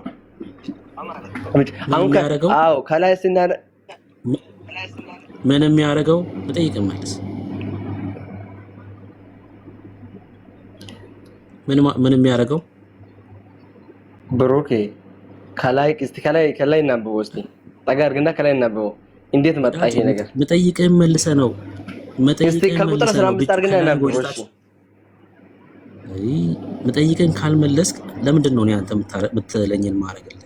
መጀመሪያ መጠይቅህን መልስ። ከዛ አይ ከላይ ከፍ ብለን ደግሞ እናንብበው ትላለህ። መጠይቅህን ሳትመልስ እንደገና አዘኝ ይሆናል። መጠይቅህን መልስ መጀመሪያ። ይሄ እንደዚህ ይላል ላነብልህ። ቁጥር 17 አድርግ እስቲ። እስከ 18 ላነብልህ። 17 አድርገው። በቃ ሚውት አድርገው። በቃ ሚውት አድርገው። ስትጠይቅ ካልመለስክ እዚህ አድርገው ከዛ አድርገው ብለህ እኔ ልታዘኝ አልችልም አልኩህ። ሰው የሚጠይቀውን መልሶ ነው። ከዛ አይ አውዱን እንመልከተው ከፍ አድርገና ምናምን የሚለው እንደዛ ነው። መጠይቅን ካልመለስክ ለምን ታዘኛለህ? እኔ እኮ አልመልስም አላልኩም እኮ፣ ግን ሀሳቡን እናዳቦ ከላይ ጀምረን ማለት ነው እኮ። መጠይቅን መልስ፣ ከዛ ደግሞ አንተ የምትለውን ደግሞ አደርግልሃለሁ። እሱ አውራ በኦሮምኛ አውራ። እሺ አውራ በኦሮምኛ አውራ። ምን ማለት ነው? በኦሮምኛ አውራ ነው ማለት ነው። በኦሮምኛ ምን ማለት ነው? አፋን ኦሮሞት ናሶ ነው ብሩኬ። በቃ ሚውት አድርገው።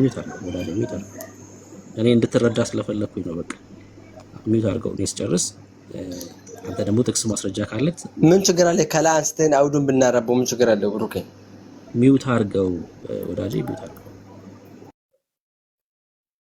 ስትጠየቅ ማትመልስ ከሆነ ከዚህ አድርገው። አንተ የምትለውን የማድረግ ግዴታ አይኖርብኝም። ብቻውን ተአምራትን የሚያደርገው ማን ነው አለ? የእስራኤል አምላክ እግዚአብሔር ነው። የተአምራት ሁሉ ባለቤት ብቻውን፣ ለዛውን ማን ነው የሚያደርገው? እግዚአብሔር ነው። የሚያድንስ ማን ነው? እግዚአብሔር ብቻ ነው። ክርስቲያኖች ይህን ጥቅስ በደንብ ያዙት። እሺ፣ የሚያድንም እግዚአብሔር ብቻ ነው። እዚህ እኛ ጋር ያሉ እነዚህ አጭበርባሪ ነቢያት የሚባሉት እኔ አዳንኩኝ ምናምን ብሎ ደረቱን የሚነፋ ካለ እንዳሰሙት።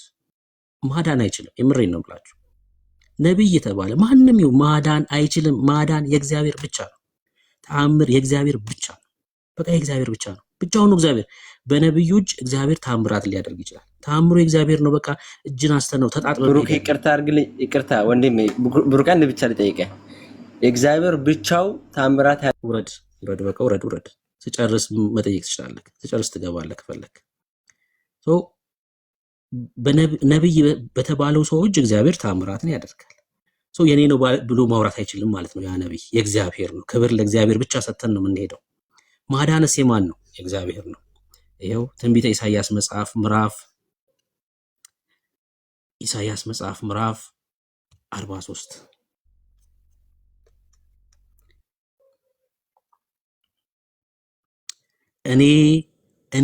እኔ ብሎ መናገር የሚችል አምላክ እኮ ነው ያለን። እግዚአብሔር ነኝ፣ ከእኔ ሌላም የሚያድን የለም። እኔ እግዚአብሔር ነኝ ይላል ትንቢተ ኢሳይያስ መጽሐፍ ምዕራፍ 43 ላይ ቁጥር 11 እኔ እግዚአብሔር ነኝ፣ ከእኔ ሌላም የሚያድን የለም። የሚያድን እግዚአብሔር ብቻ ነው። ታምራትን የሚያደርግ እግዚአብሔር ብቻ ነው።